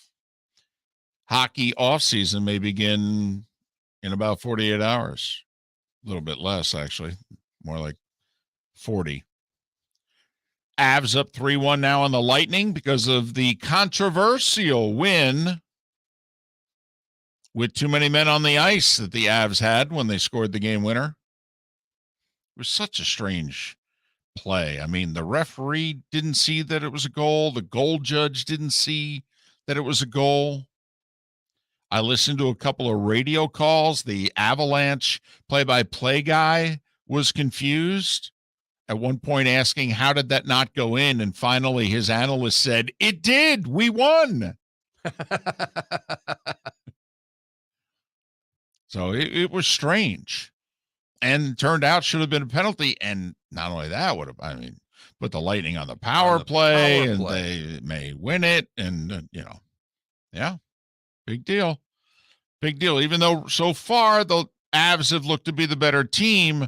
But if the Lightning had won last night. The goalie's the X factor. Sure. And Vasilevsky was terrific. After as good as Kemper was in the first period, Vasilevsky was terrific throughout that whole game, particularly in overtime. Oh. And that's how you steal a game in overtime. Your goalie does it for you. And Vasilevsky was playing well enough to do that, only to lose the game on a very controversial, too many men on the ice non-call. Again, it's not something that can be reviewed on replay. This is something that would have had to have been called on the ice. But Kadri jumped the boards, and McKinnon was in front of his own goaltender. It does beg the question. Remember, NFC Championship game, 2018 season in New Orleans, Rams Saints, and the botched pass interference call that was not called. And it denied what would have been a Saints win. I mean, it's even more egregious than this. They called too many men on the ice here. Well, the Lightning go on a power play. Well, they were 0 for 2 on the power play. It didn't look good. So, no guarantee they're going to score at all. But clearly the Avs would not be up 3-2. But in that football game, I mean, the Saints would have milked the clock down to the final seconds and kicked a 20-yard field goal and gone to the Super Bowl. And the NFL made a rule change. Hastily changed a rule that they immediately changed back a year later. Well, yeah, it was pretty messed up because somehow, some way, the votes were there to change the rule. And then afterwards, basically, the league looked around and said, well, we did this to make Sean Payton and the Saints happy, but we have no intention of enforcing this. And so they basically didn't enforce it for a year and then let it run off the books. The NHL would not operate that way. I don't think the NHL would change a rule but only do it for a year. I mean, when they changed the rule in the NFL, they said, we'll review it in a year. I don't think the NHL would do that. If they change it, they'll change it. It's not ever been their policy before. When they made rule changes, they make rule changes. But I don't think they will change a rule. I would be stunned if they changed it. I wouldn't. Only for this reason. I don't think you want playoff games. Your point earlier in the show in which you said I could care less if they make the change about how it affects 82 regular season games. Could totally care less. I just don't think if you're Gary Bettman, you want playoff games decided by missed calls. What's the rule change? The rule change is that every goal is reviewed. Every part of the goal is reviewed. So then you're making two rule changes for this. Because one, you have to put a rule into effect that too many men on the ice can be called by a review. Yes. Yeah. So this would actually cause two rule changes, and that's part of the reason that I never see this happening. Why would it cause two rule changes? You'd have to implement first that too many men on the ice is a reviewable call. That's rule change one. Well, I would just change the wording and say every single goal is reviewed and every aspect of the rule book is available to the review.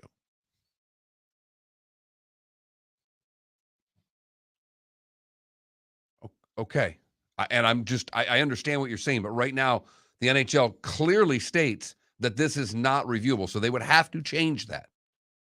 So to every party, and I know we're kind of dealing in semantics here, but the first thing that would have to happen is that they would have to say too many men on the ice is a reviewable call. Well, pass interference wasn't a reviewable call until they botched a pass interference, and too many men on the ice is not a reviewable call. And we just had a Stanley Cup final game decided on a blown too many men on the ice call. Let me ask you, would you, if you were Bettman, because Gary Bettman, to be honest, Gary Bettman may have more power than all the other commissioners. I think when Gary Bettman wants something, let's be honest, there's hockey franchises in Winnipeg, Phoenix, and Fort Lauderdale because of Gary Bettman. And they've stayed there. The whole league wants to shutter the Phoenix franchise. And Gary Bettman's the reason. Yeah, and Gary Bettman's like, I'm sorry, this is the top 10 market in the country. We're not just going to abandon it. Right. Sorry. And I'm the commissioner, and I get the call. In fact, I get the only call that matters. I got billionaires in Canada that want to move this sucker, make it a second Toronto franchise, put another one in Quebec City or Hamilton or name it. I got guys want to move it to Houston. Believe me. And he's like, nope. So back to the review. Okay, would you, Mr. Bettman, would you change it? Yes. I would change it. Would you open up the whole rule book, or would you just would you sit down and go, okay, I'm not going to open up the whole rule book, but right now we only review like 2 things. I want to make it like 6. Yeah, and I think it's really easy to say, here's what's reviewable on a goal. Offsides, too many men on the ice, high puck played with a high stick, puck kicked in. You can actually do this. This is not as hard as they're going to try to make it. I don't think it will happen, but I would make it happen. Okay. I think it's going to happen because this is what you need. How did we get replay in the NFL? We had back-to-back AFC championship games with blown calls in the late 70s. 77 championship game, Raiders-Broncos. Rob Lytle clearly fumbled before he jumped over the goal line. They ruled it a touchdown. Those 7 points, pretty big at the end of the day. I think Denver won by 3 or 4. And then the next year, the Mike Renfro back in the end zone appeared to be a touchdown against the Steelers, would have tied the game late third quarter. Instead, they said incomplete. They had to settle for a field goal. Pittsburgh ended up winning. We get this text. Are we still talking about replay in professional sports? You're beating a dead horse. Never leave it in the hands of the referee. I'm sick and tired of hearing about replay rules, and this is covered under the rules, and this isn't. Just leave the human element in there and live with it if you can't come up with a system that works with everyone. I think what we're trying to do is come up with a system that does work for everyone. Right. And I to leave replay out of sports is laughable. We now have the technology to right wrongs. Why would you not want it? You want a human element, or do you want the right call? What is it that you want? I don't want the human element when I can fix their mistakes. I think if you're running a league, sir, you need to have replay. If you're going to err on the side, you need to err on the side of having replay, even if it's not perfect, because you can't have the integrity of your league ever questioned. And if you take replay out, I think it leads to your integrity being picked at more. The other thing that's changed a lot is gambling. Now that we can gamble in most every part of this country on sports legally, I think you need to be even more vigilant about your replay system and getting it right. Because it would then further lead to the integrity of your league being in question. I mean, I think that's the only thing that Roger Goodell worries about. I really do. I don't think he cares about players' behavior and this, that. I don't think there's anything he cares about, except we can never have something go to trial where somebody sits there and goes, yeah, I threw an NFL game. I think it's the only thing that can help bring down the league. I agree 100%. Agree 100%. And gambling's only going to get bigger. Yeah. I mean, we're seeing so much of it from a sporting standpoint that networks are dedicating shows and times. And I mean, ESPN News doesn't run now without running odds and of every game going across it constantly. Well, correct me if I'm wrong. Is there sports betting in Texas? I don't think there is. Right? Don't think so. Well, so then think about it. You talk about gambling's only going to get bigger. So Texas, which is the second most populous state, doesn't have it. And Florida, which is the third most populous state, doesn't have it. California doesn't have it either. Right. The most populous state. So, yeah. I mean, so think about how big gambling is right now. And the top 3 is untouched. And from a revenue standpoint alone, especially if the economy, inflation, cost of things, I mean, trust me, if you didn't think gambling was happening in the next 3 years where you are, it's happening. Even here, I think DeSantis, once he wins the governorship, is going to get this whole sports gambling thing worked out before he runs for president. It's been our hunch all along. Got screwed up the first time. He won't make the same mistake twice. Right. He tried to fix it a certain way, taking care of the tribe. The courts have said, sorry, but there's too much money here. And the state seems to want it.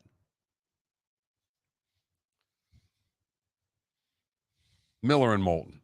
Text the show. FSN Radio to 21,000. Your thoughts on the replay, on the gambling, on whatever it is that is on your mind. The good, the bad, and the ugly. Today was a day when. And what's on tap? All still ahead right here on Miller and Moulton. Finishing things up on a Thursday on the Florida Sports Network.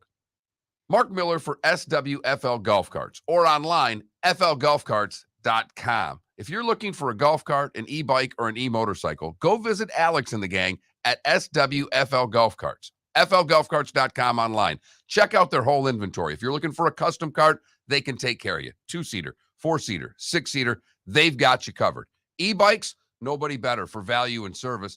E-motorcycles, check them out. Again, flgolfcarts.com. flgolfcarts.com. Golfers, are you bored of the same old driving range warm-up routine that's not getting you the results that you want on the course? Power up your golf swing by adding resistance bands to your range sessions with the Orange Whip Golf's Power Strap Kit. Featuring band attachments to your feet and hips, Power Strap resistance training will boost clubhead speed, increase power, improve flexibility, all with just a few swings. Buy a Power Strap Kit today.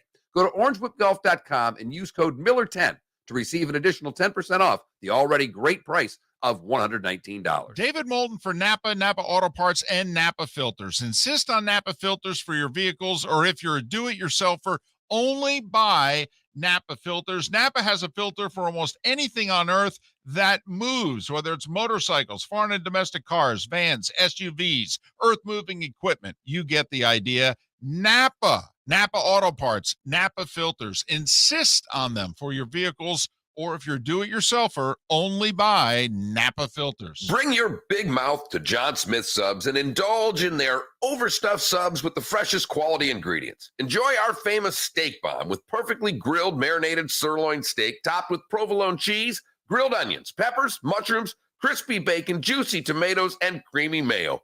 Boom! Made-to-order crispy fries can be paired with the gator, the Cuban, the chicken bomb, or the Italian. Love local. Eat delicious with John Smith Subs. Find a John Smith Subs location near you today. You are listening to Miller and Moulton on the Florida Sports Network.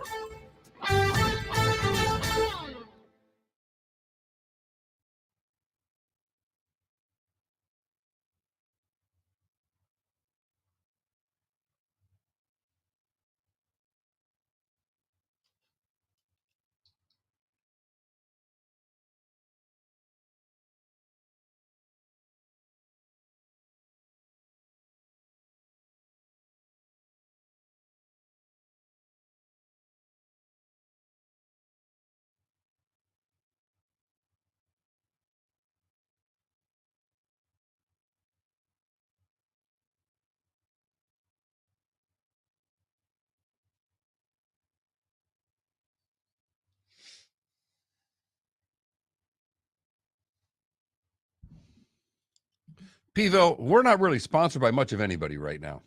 So while that's a great little point, and I'd love it,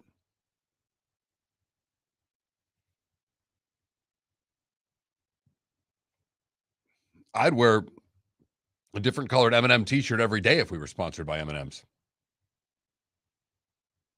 In fact, that'd be my whole wardrobe. Just plain t-shirts that had an M on them.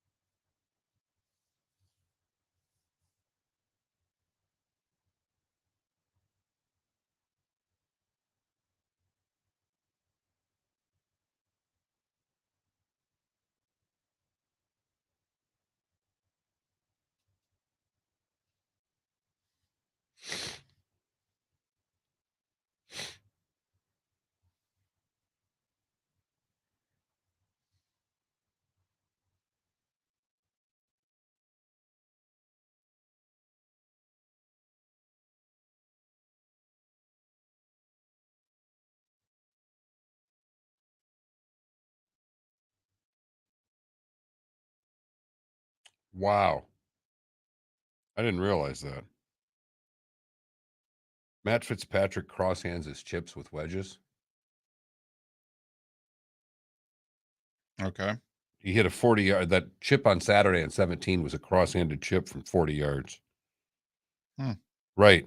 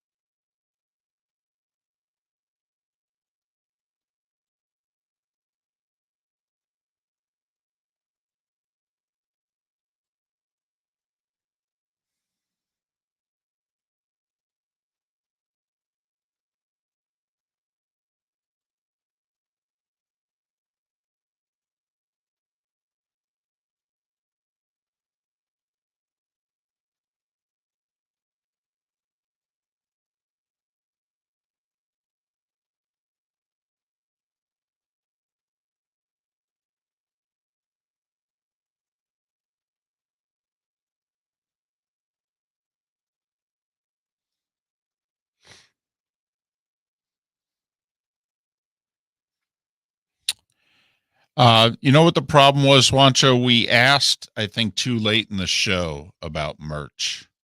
at least on Twitch, because it wasn't long thereafter that we were done and we got off Twitch.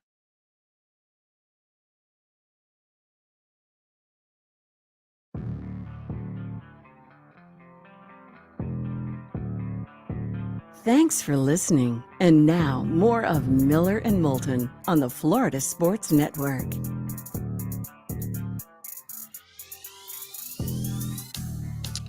"21 minutes past the hour. Miller and Moulton, Florida Sports Network, floridasportsnetwork.com. Did you see this story in the last 48 hours out of Gainesville? Napier has gotten rid of like 5 guys. They're all scholarship players. And he can do it. It's legal. First off, I guess new coaches are given a little bit more latitude within the NCAA rules, but also it's what we talked about. I mean, these scholarships, they're not 4 or 5 year deals. They're year to year. And, Napier, after now seeing a few guys and going through spring and all that, has just decided, I don't want you guys. He's not doing anything that's against the rules. But I do think it's something that we all should keep in mind. Even if you're on the side of, say, the athletes not getting the compensation that they're now getting and or the transfer portal and all that, we do need to keep in mind that, there are schools that end up having 90 guys in May that are quote unquote scholarship guys, and they find a way for 5 of them to now be gone. I mean, it's late June. Where are these kids going to go? Not a lot of scholarships out there right now. No, not a lot of playing time out there. Certainly not at the major Division I level. No, those players more than likely are going to fill holes in for other guys that transferred to Power 5 schools. They're going to group of 5 schools that'll have a scholarship available. If they have one. There you go. Or the JUCO route. There you go. NAIA. Yeah. I mean, now the rules do state that Florida is obligated to continue to provide them an education. But come on, let's be honest. If you're going to Florida to play football, you're going to Florida to play football. I know there are some that are, take the education seriously and all that, and they're not going to have a future in football beyond the Gators. But come on, we all know the overwhelming majority of players that are playing big time college football think, I got a chance to play on Sundays. So to me, it's another reason why I'm in favor of the chaos that we have now.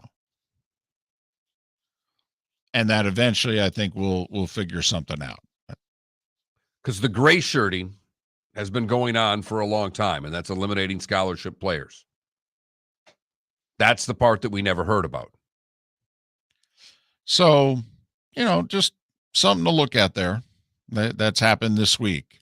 But imagine if it's your kid who all of a sudden calls you up on June 21st or 22nd and goes, "Mom, Dad, you're not going to believe this, but I got cut. I got kicked off the team." What do you mean got kicked off the team? You're a scholarship player. It's not exactly how it works.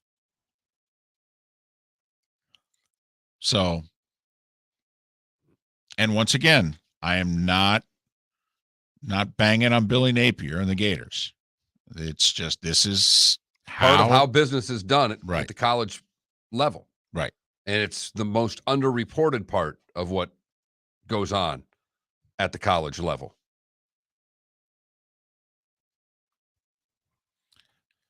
So, just something to keep in mind there. Don't know if it would change your view one way or the other, but just something to keep in mind. This stuff does in fact happen. And it's more likely to happen with a regime change. I mean, let's be honest. The new regime didn't recruit any of these guys. So you can see where they'd take a look at some kids or get to know some kids and be like, oh, man, I never would have offered this kid a scholarship. Okay. And now in football anyway, I mean, yeah. And usually what happens, I mean, it's the dirty little secret. Usually what happens, like particularly in basketball, is new coaches come in and they say to players, listen, you got a scholarship here. You do. But you probably should look into transferring.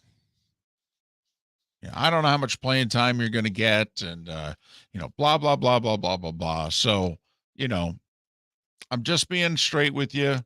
The way I see it right now, you're in a tough spot. You've got a scholarship. But I don't know how much you're going to play next year. But the words practice squad should mean a lot to you.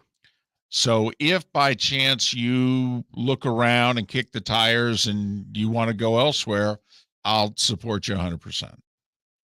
I'm just being straight with you. Oh, coach, thanks.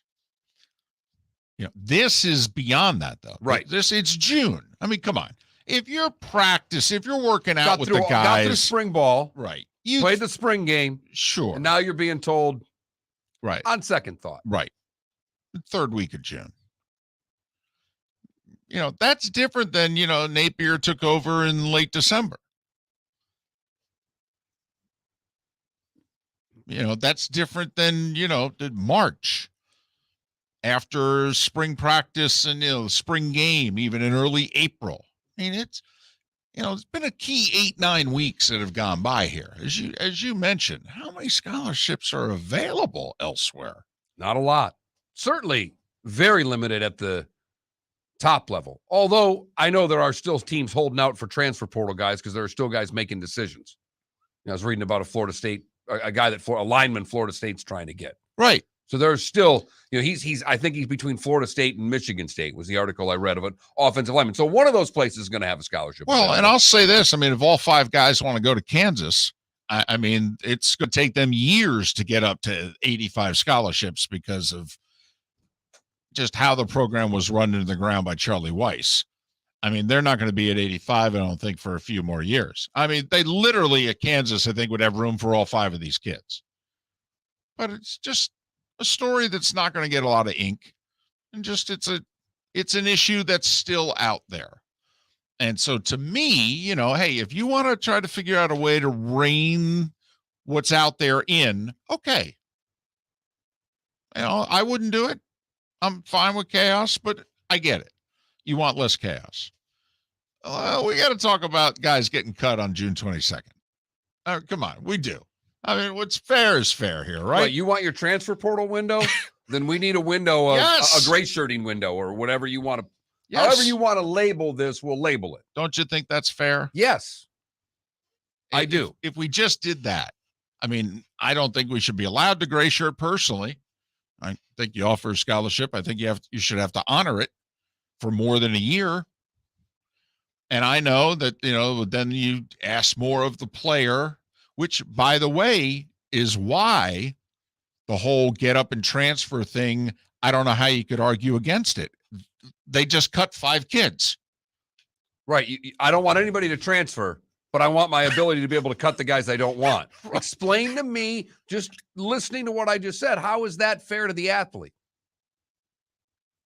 So if you want to start, if you wanted to start giving 4-year scholarships, which they never wanted to do, they pigeon themselves in the holes that they're in. And the word, by the way, is there are no players here with off-the-field issues. One of the kids, apparently, according to an unnamed coach, said that the kid's not a great student, but the kid is eligible. And think about it. If you're eligible in June, you're going to be eligible through the whole football season. I mean, finals aren't until the second week of December. The worst case scenario, the kid might not be eligible for a bowl. But I mean, if you're eligible in June, you're going to be eligible for the football season. And all 5 of these kids don't have off-field issues or ineligibility issues. Napier didn't do anything against the rules. I think we're just pointing out that, well, the system kind of sucks. We'll wrap it up next. David Moulton for Napa, Napa Auto Parts, and Napa Filters. Insist on Napa Filters for your vehicles, or if you're a do-it-yourselfer, only buy Napa Filters. Napa has a filter for almost anything on earth that moves, whether it's motorcycles, foreign and domestic cars, vans, SUVs, earth-moving equipment. You get the idea. Napa Auto Parts, Napa Filters. Insist on them for your vehicles, or if you're do-it-yourselfer, only buy Napa Filters. Golfers, are you bored of the same old driving range warm-up routine that's not getting you the results that you want on the course? Power up your golf swing by adding resistance bands to your range sessions with the Orange Whip Golf's Power Strap Kit. Featuring band attachments to your feet and hips, Power Strap resistance training will boost clubhead speed, increase power, improve flexibility, all with just a few swings. Buy a Power Strap Kit today. Go to orangewhipgolf.com and use code Miller10 to receive an additional 10% off the already great price of $119. Mark Miller for SWFL Golf Carts, or online, flgolfcarts.com. If you're looking for a golf cart, an e-bike, or an e-motorcycle, go visit Alex and the gang at SWFL Golf Carts. flgolfcarts.com online. Check out their whole inventory. If you're looking for a custom cart, they can take care of you. 2-seater, 4-seater, 6-seater, they've got you covered. E-bikes, nobody better for value and service. E-motorcycles, check them out. Again, flgolfcarts.com. flgolfcarts.com. Bring your big mouth to Jon Smith Subs and indulge in their overstuffed subs with the freshest quality ingredients. Enjoy our famous steak bomb with perfectly grilled marinated sirloin steak topped with provolone cheese, grilled onions, peppers, mushrooms, crispy bacon, juicy tomatoes, and creamy mayo. Boom! Made-to-order crispy fries can be paired with the Gator, the Cuban, the chicken bomb, or the Italian. Love local. Eat delicious with Jon Smith Subs. Find a Jon Smith Subs location near you today. You are listening to Miller and Moulton on the Florida Sports Network.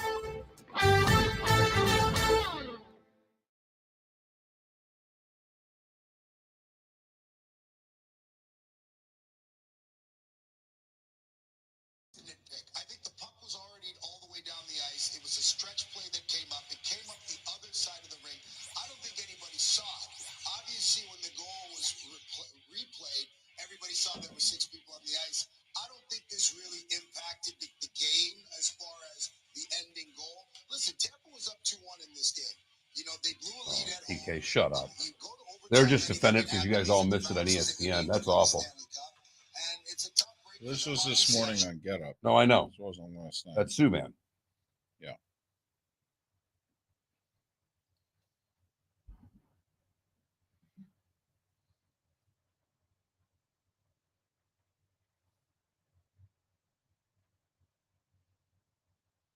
I have no thoughts on Napier yet. Let me watch and see.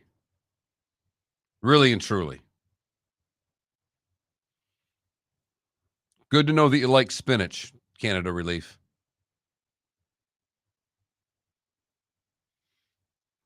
I mean, don't you think it's too early to tell, just Darian? I mean, I don't know. See how the Utah game goes.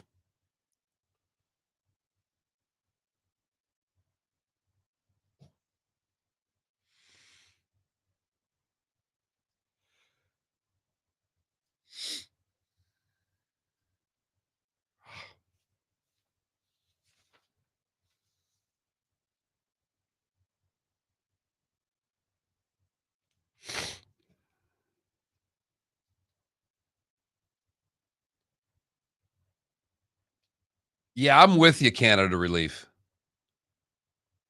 And I'm all for a different tasting hummus, but chocolate? Oh, God, that sounds terrible.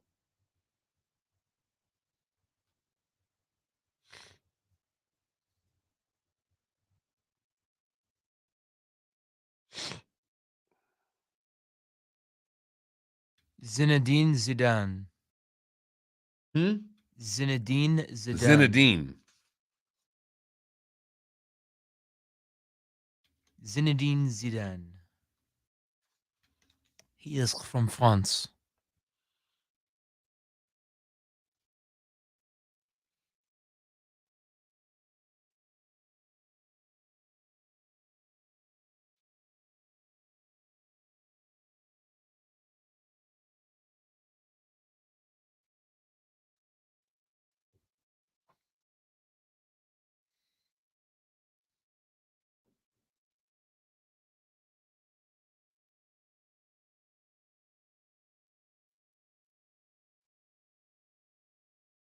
Is there any social media out there that gives you more worthless notifications than LinkedIn? No. Thank you.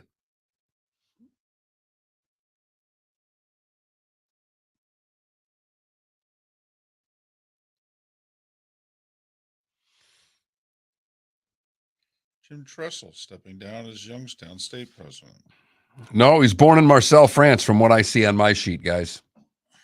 Guillermo, that's what I've got right here.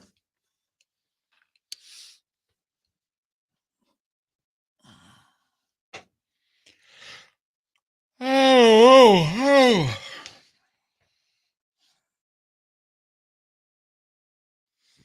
Baba Ganoush is fantastic.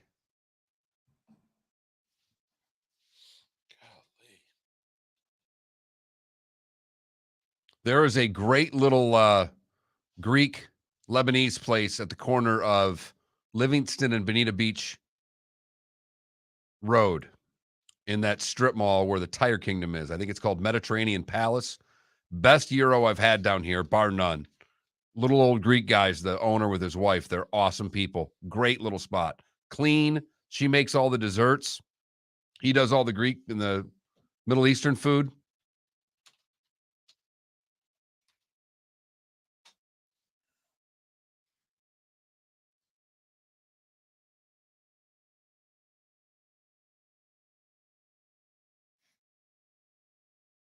Ten seconds.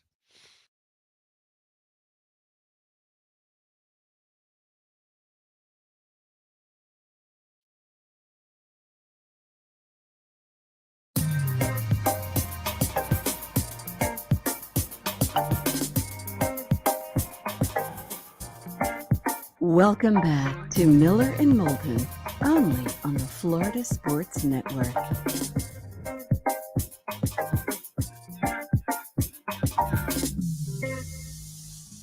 $22 minutes until the top of the hour. Miller and Moulton, Florida Sports Network. FloridaSportsNetwork.com. Our poll question, by the way, and we stole this. Another media outlet used this yesterday. And we liked it. Thievery. We should do this question someday. Who's tougher? Which players are tougher, NHL or NFL? Right now, NHL getting 3 of 4 votes. Huh. It's interesting. NFL doesn't lose many polls. No. So that Mark Miller, the David Moulton on Twitter or FloridaSportsNetwork.com and vote. Can I ask you a question right now? And I don't want to do this, but I'm going to do it because I've had a little food conversation in the Twitch chat room. And you and I have both gone without food for a while. I know you're hungry. Do you start planning your menu for when you can eat hours before you can eat? Because you got to go have a medical thing done, so you can't eat. Yeah, I got to have a cancer scan at 11 o'clock. So you're going to eat at, 11:40, 11. Whenever you walk out the door, you're going to eat. Have you thought about what you're going to eat yet? No. You don't do that? No. Too painful? Yes.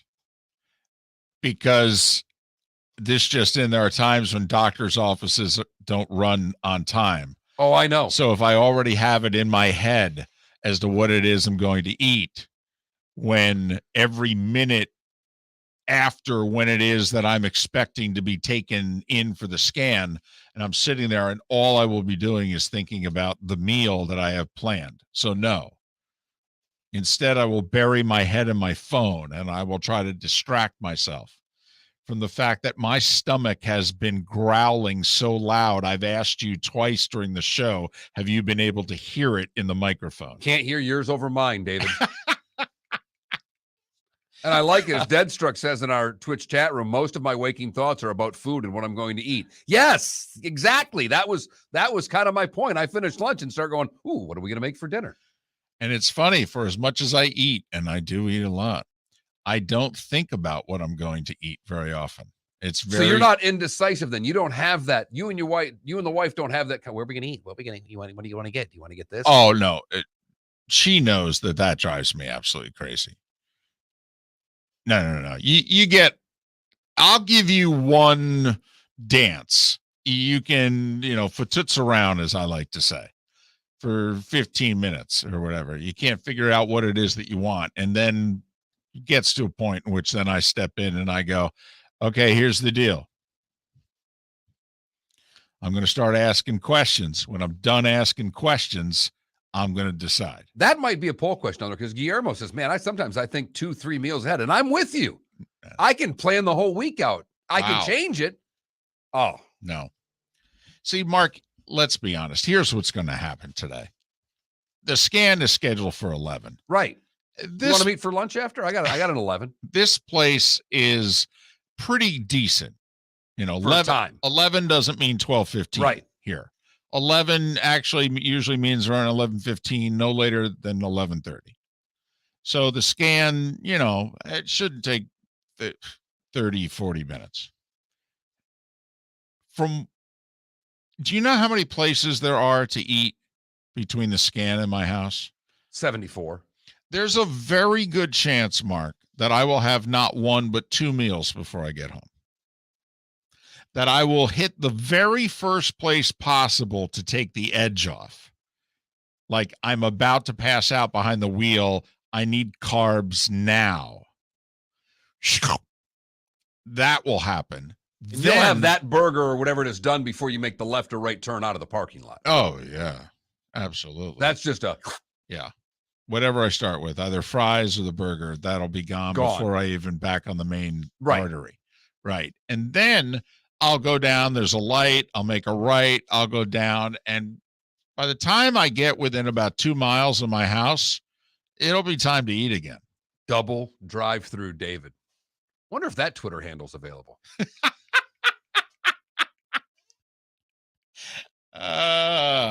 So it's time for someone to take back this segment. Yeah. If for no other reason than to stop David from talking about Meghan and Harry. Here's Mark Miller with Today Was the Day When. Screw Meghan and Harry. We got a double drive-through to talk about. In fact, that's probably how I'll spend my time waiting, thinking about Meghan and Harry. We start today in 1868 when Christopher Scholes patents the first typewriter. 1917. Ernie Shore enters the game after the Red Sox pitcher is ejected for throwing a punch at the umpire. That pitcher's name was Babe Ruth. He would then retire all 26 batters he faces to win 4-0 versus the Senators, ruled a combined no-hitter. So Ruth gets somebody out, punches the umpire, gets tossed, and Ernie Shore comes in and finishes the job and gets the next 26. That's fantastic. 1922, Walter Hagen becomes the first American-born winner of the Open Championship. Today, in 1926, the College Board administers the first SAT exam. 1932, Lou Gehrig's 1,103rd game in a Yankee uniform, equaling Joel Sweel's record with one team. 1960, the pill is made available for purchase in the United States. That's kind of a big deal. 1963, Julius Burroughs wins his second Open title at the Country Club in an 18-hole playoff with Arnold Palmer. 1969, Joe Frazier TKO's Jerry Quarry for the heavyweight title. 1975, Lou Graham wins his U.S. Open. 1976, the CNN Tower in Toronto, the tallest freestanding structure, opens. 1979, two songs released in an album number one. I don't think these three could be any different than one another. The Devil Went Down to Georgia was released. My Sharona by the Knack was released. And the number one album is Breakfast in America by Supertramp. I had the first two. I did too. I listened to Breakfast in America at Aunt Renee's house. I remember she had that album. It had the waitress on the cover, if memory serves me right. Today in 1980 at 10 o'clock in the morning on NBC, the David Letterman Show debuts. Didn't last long. No, didn't last a year. It was good. It was good. That's where Stupid Human Tricks and Stupid Pet Tricks, those were all there before making the late night show. In 1988, the Hornets and Heat begin their expansion draft, and Billy Martin's fifth term as Yankee manager ends. Lou Piniella named manager. 1989, the original Batman is released. Today in 2003, Barry Bonds steals second base, becoming the first player with 500 home runs and 500 steals. 2005, the Spurs beat the Pistons in Game 7 for their third title. It was a barn burner. Your final score, 81-74. Woo! Woo! 2008, Felix Hernandez hits a grand slam against the Mets, the first pitcher to do so since Steve Dunning in 1971. It was 11 years ago today that Phillies crush Kyrie Irving was the first pick selected by the Cavs. 6 years ago today, the UK voted to leave the Union, the original Brexit. Ben Simmons picked by the Sixers first in 2016 today. Those born today that are no longer with us: Art Modell, June Carter Cash, Wilma Rudolph, and Robert Hunter. Robert Hunter, the lyricist from the Grateful Dead, wrote Friend of the Devil and Truck and Ripple, to name a few. Those that are still with us: Clarence Thomas is 74, Glenn Danzig is 67, Monty is 59. And then LaDainian Tomlinson is 43. How am I supposed to say that guy's name again? I knew this would happen. Once I got there, I'd blow it. Come on, Philly, he's 50 today. Zadine. Yeah, there you go. Try it one more time. Zidane, whatever. He's the French soccer guy who headbutted. Headbutted the guy. He led him to a World Cup, though, but then later on in his career, deep in a World Cup, he headbutted a guy. Got the red card for it. Right. And that's today was the day when. What'd I miss, David? Title IX enacted 50 years ago today. And 30 years ago today, John Gotti sentenced to life. So much for being the Teflon Don. Boy, it took him a while. By the way, it's Zinedine Zidane because he is from France. Thank you. Where were you when I needed you 30 seconds ago? Having the same brain fart that you did. Oh, glad you called it as such. You've heard folks elsewhere mock Florida is gonna Florida. Well, Mark Miller sees it differently. He calls it the good, the bad, and the ugly. What you got, Mark? It's a belated good for John McDaniel, a Fort Myers resident who won a bronze medal at the U.S. Open Pickleball Championships last April. But it's not because he won the bronze medal. He did so with an oxygen tank strapped to his back. He has pulmonary fibrosis. It's a lung condition. There is no cure, and a life expectancy is typically less than 5 years. But that did not stop him from competing in the pickleball tournament, and he ended up getting the bronze medal. He used a portable oxygen pack, consulted with his doctor, and the Fort Myers native won a bronze medal. I think that's pretty cool, all in all. That's awesome. Congratulations. For the bad, we go to Oklahoma, where a fast food worker has been arrested after Brian Francis, the employee at the fast food restaurant, in the order for a customer, finally found a small bag of meth in their fast food. Well, here we go.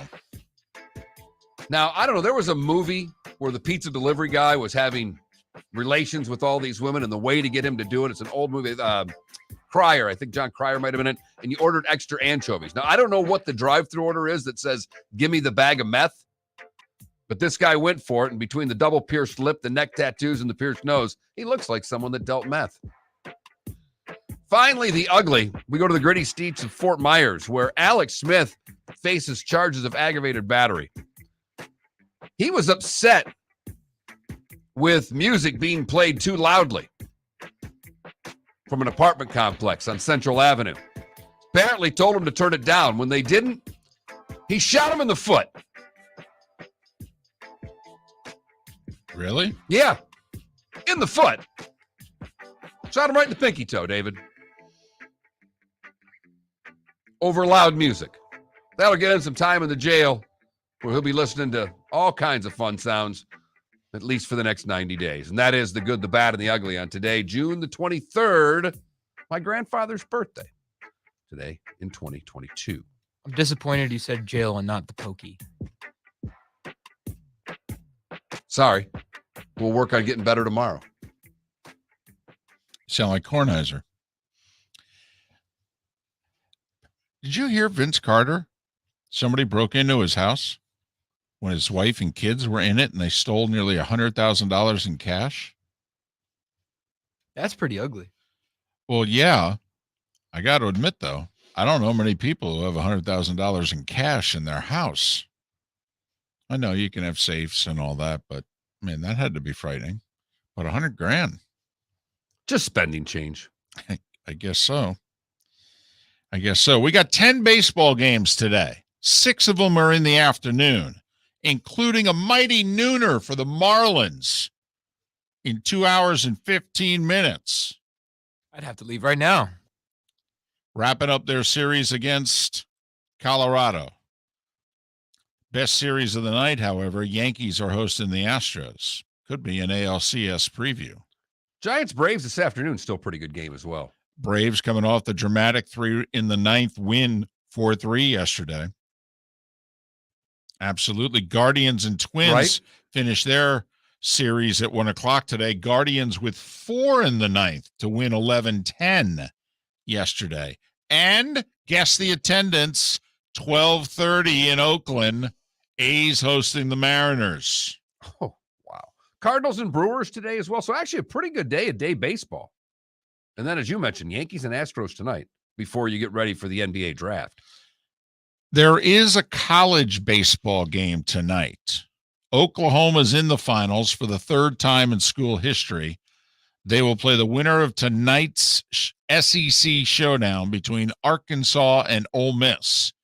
Arkansas stayed alive with a 3-2 win last night. First game of the College World Series that was decided by less than 4 runs. Unbelievable. So good luck today, not just on your scan, but more importantly on the double drive-through, David. That's Thank where you, we're all Mark. trying to pay attention to what you pull off. I'd like a couple different types of food. I'd like you maybe to go with a burger and then maybe a Taco Bell. But, maybe even a Polo Tropical. I mean, there's a lot of different directions you can go in on that drive. So double drive-through. I would like you to live tweet the drive-through experience for us. Huh. I don't know if my hands will be shaking so much by then. I don't know if I'll be able to do it. Besides, the other thing, Mark, is I might be eating with double fisted. Right. You don't want to take a bite out of the phone. That would be bad. I do think we should have a little over-under quickly. First off, A's attendance. They usually go big for these noon games. I'll say 7,000 over-under. I'm going to go way over that. They're going to do like 12,000 today. Wow. I'm going to go over, but close. Also, lottery. How many trades in the lottery? If I put the over-under number of trades at 3.5. I'd go over. Yeah, I think we're going to have a very busy lottery tonight also. And I think that the first trade happens at either 4 or 6, which will, once the one trade happens, then you get a little bit of a domino. And if we're going to be over, I think you're right that the trade at 4 is the spot to get started with Sacramento. Miller and Moulton. Have a great rest of your Thursday. And hopefully you'll join us again tomorrow. Miller and Moulton, the Florida Sports Network. David Moulton for Napa Auto Parts, and Napa Filters.